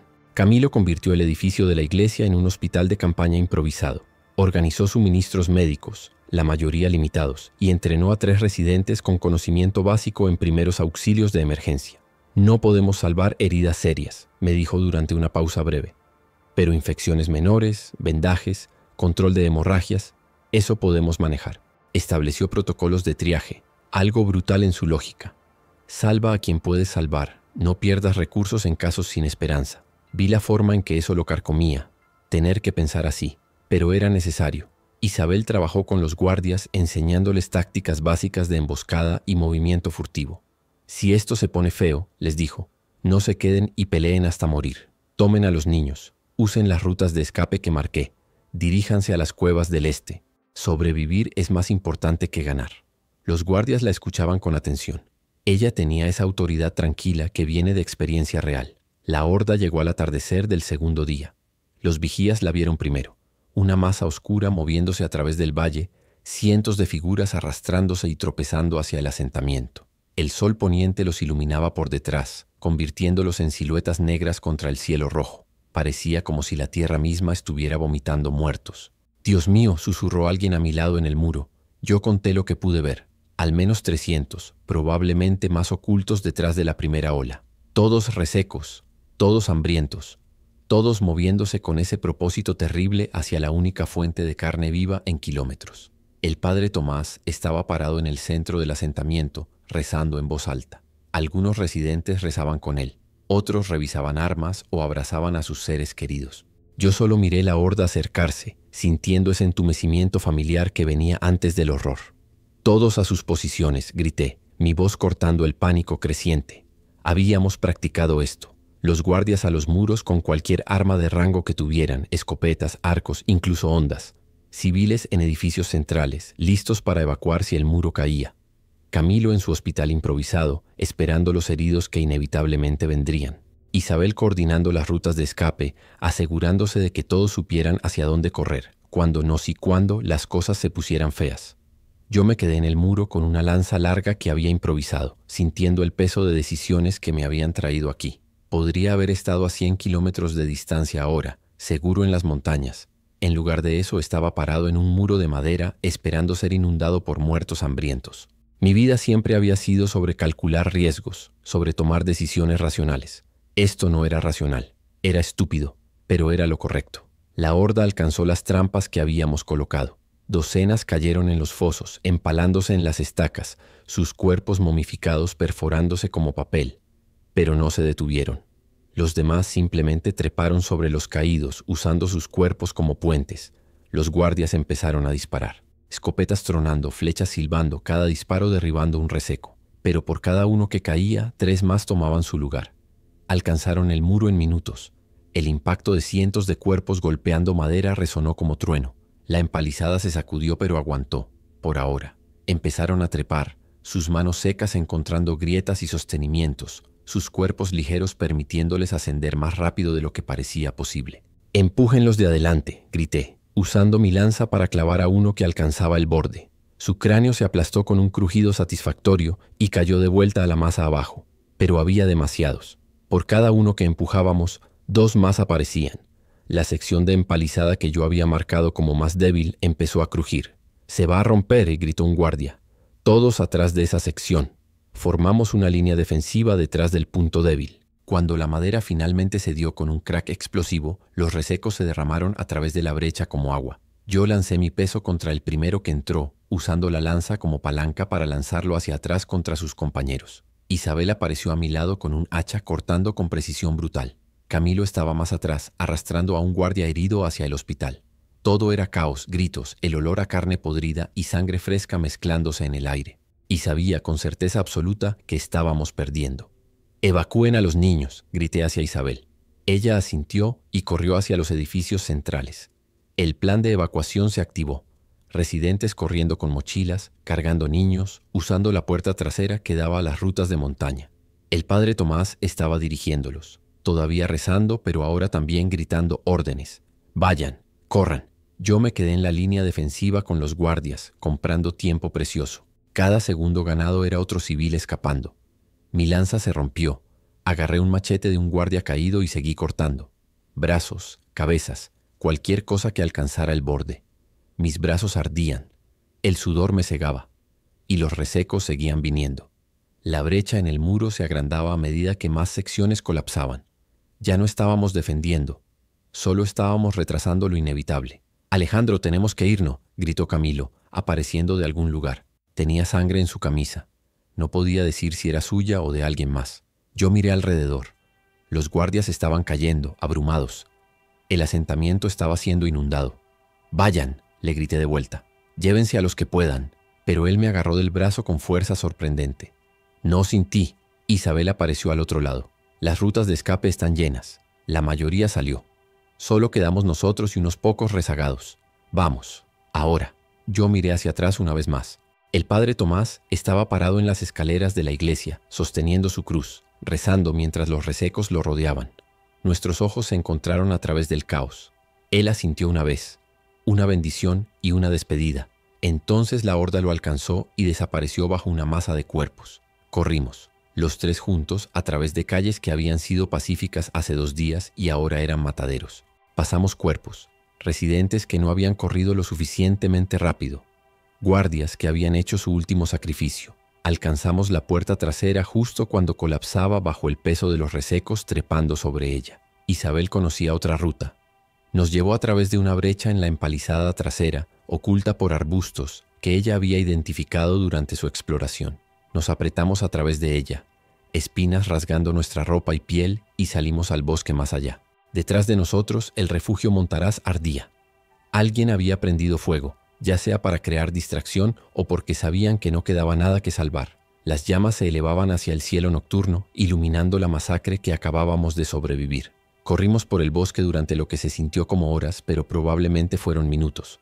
Finalmente, cuando mis pulmones ardían y mis piernas amenazaban con colapsar, Isabel nos hizo detener.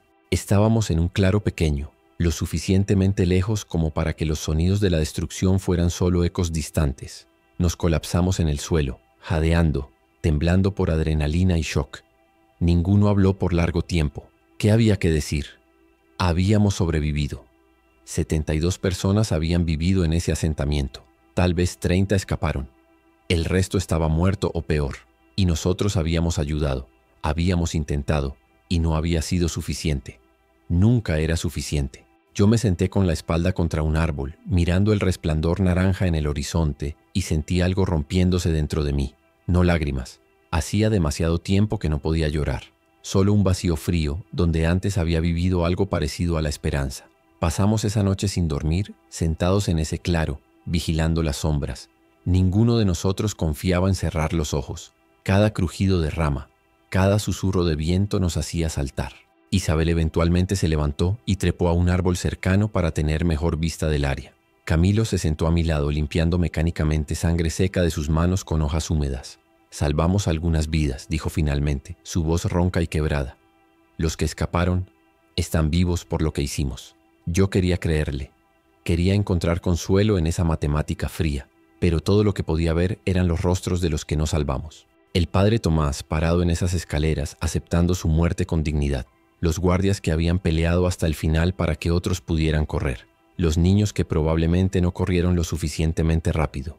No fue suficiente, dije, mi voz sonando extraña a mis propios oídos. Nunca es suficiente. Camilo no respondió. ¿Qué podía decir? Ambos sabíamos que tenía razón. Al amanecer, Isabel bajó del árbol. Tenía ese aspecto tenso de alguien que ha visto algo malo. Hay movimiento al sur, reportó. No resecos. Gente, tal vez 20 o 30. Se están moviendo hacia donde estaba el refugio. Yo me puse de pie, mis músculos protestando por cada centímetro. ¿Saqueadores? Ella asintió. Probablemente. Esperando a que la horda se mueva para recoger lo que quede. Era lógica perversa, pero lógica al fin. Los muertos no necesitaban suministros. Los vivos siempre estaban cazando lo próximo. Tenemos que evitarlos, dije. Tomar la ruta de montaña como planeamos originalmente. Camilo recogió su mochila verificando que los viales de medicina, ahora menos después de lo que habíamos regalado, seguían intactos. Barcelona, dijo como si estuviera recordándose el destino. Todavía vamos a Barcelona. Yo asentí, sacando el mapa que el padre Tomás nos había dado. Manchas de sangre lo decoraban ahora, no mía, pero de alguien que había muerto. Todavía vamos. Caminamos hacia el norte durante 3 días, manteniéndonos en elevación alta donde el aire era delgado y frío, pero relativamente seguro. Vimos la horda una vez más desde la distancia, una masa oscura moviéndose hacia el este como una plaga de langostas. Se estaban dispersando ahora que habían consumido el refugio, pequeños grupos dividiéndose en diferentes direcciones buscando la próxima fuente de alimento. La escala de ello era aterradora. Si hordas así se estaban formando en todo el país, ningún asentamiento pequeño sobreviviría. Solo los lugares grandes con defensas serias tenían oportunidad. Lugares como Barcelona, con sus muros y su gobierno provisional y sus recursos organizados. Esa comprensión me empujó hacia adelante, paso tras paso, incluso cuando mi cuerpo pedía descanso. No era solo sobre nuestra supervivencia ahora. Era sobre entregar la información que llevaba a gente que pudiera usarla para prepararse, para advertir a otros, para tal vez, solo tal vez, cambiar el curso de este colapso lento. En el 5.º día después del refugio, encontramos evidencia de los errantes que el padre Tomás había mencionado. Era un campamento abandonado en una cueva poco profunda, fogatas frías, huesos rotos esparcidos, marcas de garras en las paredes de roca. Las marcas eran deliberadas, casi artísticas en su arreglo, símbolos primitivos que no podía interpretar. No se quedaron aquí hace mucho, dijo Isabel tocando las cenizas de la fogata. Tal vez 2 días. Examiné los huesos más de cerca. Algunos eran de animales, ciervos, conejos, pero otros eran inequívocamente humanos. Fémures largos partidos para extraer médula. Cráneos rotos. No me consideraba ingenuo sobre lo que la gente hacía para sobrevivir, pero esto era diferente. Esto no era desesperación, era ritual. Necesitamos movernos, dije sintiendo mis pelos erizarse. Ahora, no discutieron. Salimos de esa cueva y caminamos hasta el anochecer, poniendo la mayor distancia posible entre nosotros y lo que sea que hubiera estado viviendo ahí. Esa noche acampamos en un afloramiento rocoso con vista en todas direcciones. Encendimos un fuego pequeño, arriesgándonos a ser vistos porque el frío de las montañas era brutal y necesitábamos calor. Compartimos nuestras últimas raciones de comida del búnker, barras de proteína duras como piedra pero nutritivas. Isabel estaba calculando recursos. «Tenemos comida para 3 días más», reportó. «Agua para 2 si somos cuidadosos. Después necesitaremos encontrar suministros». Yo consulté el mapa. Había un pueblo marcado a unos 20 kilómetros al noreste, Villafranca del Penedés. El mapa dice que tenía 15.000 habitantes antes del colapso. Camilo miró el mapa sobre mi hombro. «¿Crees que vale el riesgo?» Los pueblos grandes suelen estar infestados. Yo sopesé las opciones. No tenemos elección. Sin comida y agua no llegaremos a Barcelona. Tenemos que intentarlo. Llegamos a las afueras de Villafranca al mediodía del 6º día. Desde nuestra posición en una colina podíamos ver el pueblo extendido en el valle. Había sido bonito una vez. Calles estrechas, edificios de piedra antigua, una iglesia con un campanario alto. Ahora era un cascarón. Edificios colapsados, calles cubiertas de escombros, ese silencio denso que venía cuando un lugar había sido completamente abandonado por los vivos. «No veo movimiento», dijo Isabel observando a través de binoculares. «Ni vivos ni muertos. Eso era casi peor que ver amenazas obvias. Significaba que no sabíamos qué nos esperaba. Descendimos cuidadosamente, tomando 1 hora para cubrir lo que normalmente serían 10 minutos de caminata, verificando cada esquina, cada ventana oscura. El pueblo estaba vacío pero no intacto. Había señales de batalla antigua, casquillos de bala oxidados, manchas de sangre descoloridas en paredes, barricadas rotas. Alguien había peleado aquí, probablemente en los primeros días del colapso. Habían perdido. Encontramos una tienda de suministros que todavía tenía su puerta intacta. Camilo usó una palanca para forzarla abierta. El interior estaba oscuro y olía a humedad y podredumbre, pero había estantes todavía con productos. La mayoría era basura, ropa podrida, artículos de papel destruidos por la humedad. Pero en la parte trasera encontramos un pequeño tesoro. Latas de comida con fechas de caducidad de hace años pero todavía selladas. Frijoles, atún, duraznos en almíbar. Tomamos todo lo que podíamos cargar. También encontramos agua embotellada, la mayoría de las botellas rotas o vacías, pero suficientes intactas para rellenar nuestras cantimploras. Estábamos empacando cuando escuché algo, un sonido metálico, como si algo se hubiera caído en otra parte del edificio. Los 3 nos congelamos. «¿Hola?», llamé, mi voz sonando demasiado fuerte en el silencio. No hubo respuesta, solo ese silencio tenso que viene antes de que algo malo suceda. La figura apareció desde las sombras tan repentinamente que casi grité. Era un hombre, o lo que quedaba de uno, tan demacrado que parecía un esqueleto cubierto con piel. Ropa en harapos colgando de su marco, ojos hundidos pero conscientes, demasiado conscientes. No era un reseco, era vivo, pero apenas. Levantó las manos temblorosas en gesto de paz. «Por favor», croó con voz que sonaba como si no la hubiera usado en semanas. «No hacerles daño, solo hambre». Camilo se adelantó antes de que pudiera detenerlo, sacando una de las latas que acabábamos de recoger. «Aquí», dijo ofreciéndola. El hombre la tomó con manos que temblaban violentamente. Abrió la lata con dientes rotos y empezó a comer el contenido, frijoles crudos, con desesperación animal. Tragaba sin masticar, atragantándose, llorando mientras comía. Era horrible de presenciar. «¿Cuánto tiempo has estado aquí?», pregunté suavemente. El hombre terminó la lata y la dejó caer, limpiándose la boca con el dorso de su mano. «No sé, meses, tal vez 1 año, perdí la cuenta». Su voz era un poco más fuerte ahora. Había otros, 1 docena de nosotros escondiéndonos en los sótanos. Pero se fueron, o murieron, no estoy seguro.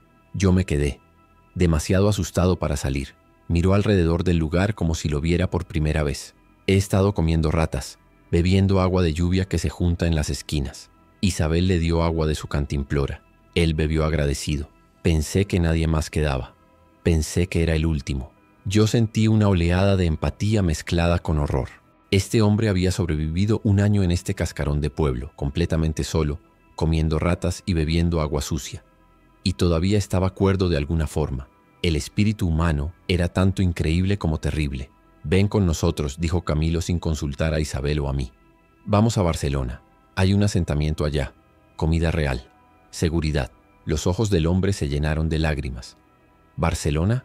Eso está tan lejos», yo quería objetar. Otra persona significaba más boca que alimentar, más recursos divididos. Pero mirando a este hombre que había sobrevivido lo imposible, no pude encontrar palabras de rechazo. «Está lejos», y acordé, «pero vamos allá. Y si puedes caminar, puedes venir». El hombre asintió vigorosamente. «Puedo caminar. Lo prometo. No seré carga». Su nombre era Miguel, supimos después. Había sido maestro antes del colapso. Ahora era solo otro sobreviviente, otro número en la ecuación imposible de quién vivía y quién moría. Le dimos más comida, ropa limpia de una tienda cercana y zapatos que realmente le quedaban. En 2 horas se veía casi humano de nuevo. Casi. Dejamos Villafranca con un miembro más en nuestro grupo y provisiones para al menos una semana. El viaje continuó, días sangrando en días. Cruzamos más pueblos muertos. Evitamos 2 encuentros más con resecos errantes. Y una vez tuvimos que escondernos durante 6 horas mientras un convoy del colectivo del Este pasaba en la carretera abajo de nuestra posición en montaña. Eran impresionantes en su organización. Camiones militares, soldados uniformados, armas reales. Parecían ejército legítimo. Pero escuchamos sus conversaciones cuando se detuvieron para descanso. Y eran sobre territorios conquistados, esclavos tomados, recursos saqueados. El colectivo no estaba reconstruyendo civilización. Estaban construyendo un imperio feudal sobre las ruinas del viejo mundo. Y tenían el poder para hacerlo. Esa comprensión hizo la información que llevaba aún más crítica. Barcelona necesitaba saber qué tan organizada y peligrosa era esta amenaza. En el 13º día desde que dejamos el sitio 17, vimos el mar. Fue Isabel quien lo vio primero, señalando hacia el horizonte donde una línea de azul brillante se encontraba con el cielo. «Agua», susurró con asombro. Ninguno de nosotros había visto el mar en más de un año. Habíamos estado encerrados tierra adentro, en valles secos y montañas áridas. Pero ahí estaba, el Mediterráneo, extendiéndose hacia el infinito, indiferente al colapso humano. Y junto a él, visible incluso desde esta distancia, estaba Barcelona. No la ciudad completa. Gran parte estaba oscura, claramente abandonada, pero había una sección, tal vez un quinto de la antigua metrópoli, que brillaba con luces reales. Electricidad. Civilización. Miré a los otros. Camilo con lágrimas corriendo por sus mejillas. Isabel sonriendo por primera vez desde el refugio. Miguel temblando con algo entre esperanza e incredulidad. Yo solo sentí cansancio. Cansancio profundo y la pregunta persistente. ¿Sería suficiente? ¿Sería Barcelona lo que necesitábamos? ¿O solo otra ilusión esperando colapsar?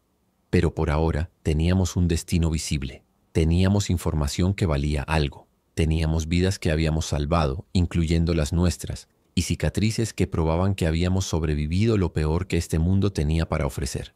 Empezamos el descenso final hacia la costa, hacia Barcelona, y lo que sea que nos esperara allá. Detrás de nosotros quedaba la luna, el sitio 17, el refugio Montaraz, y todas las tumbas sin marcar de gente que no había logrado llegar tan lejos. Adelante estaba incertidumbre, pero también posibilidad. Y en este mundo roto, posibilidad era todo lo que quedaba para aferrarse. Caminé con mis compañeros hacia las luces distantes, sintiendo el peso del dispositivo de datos en mi bolsillo, y por primera vez desde que había dejado mi torre de vigilancia en la luna, sentí que tal vez, solo tal vez, había algo más que simple supervivencia. Tal vez había un futuro, pequeño, frágil pero real.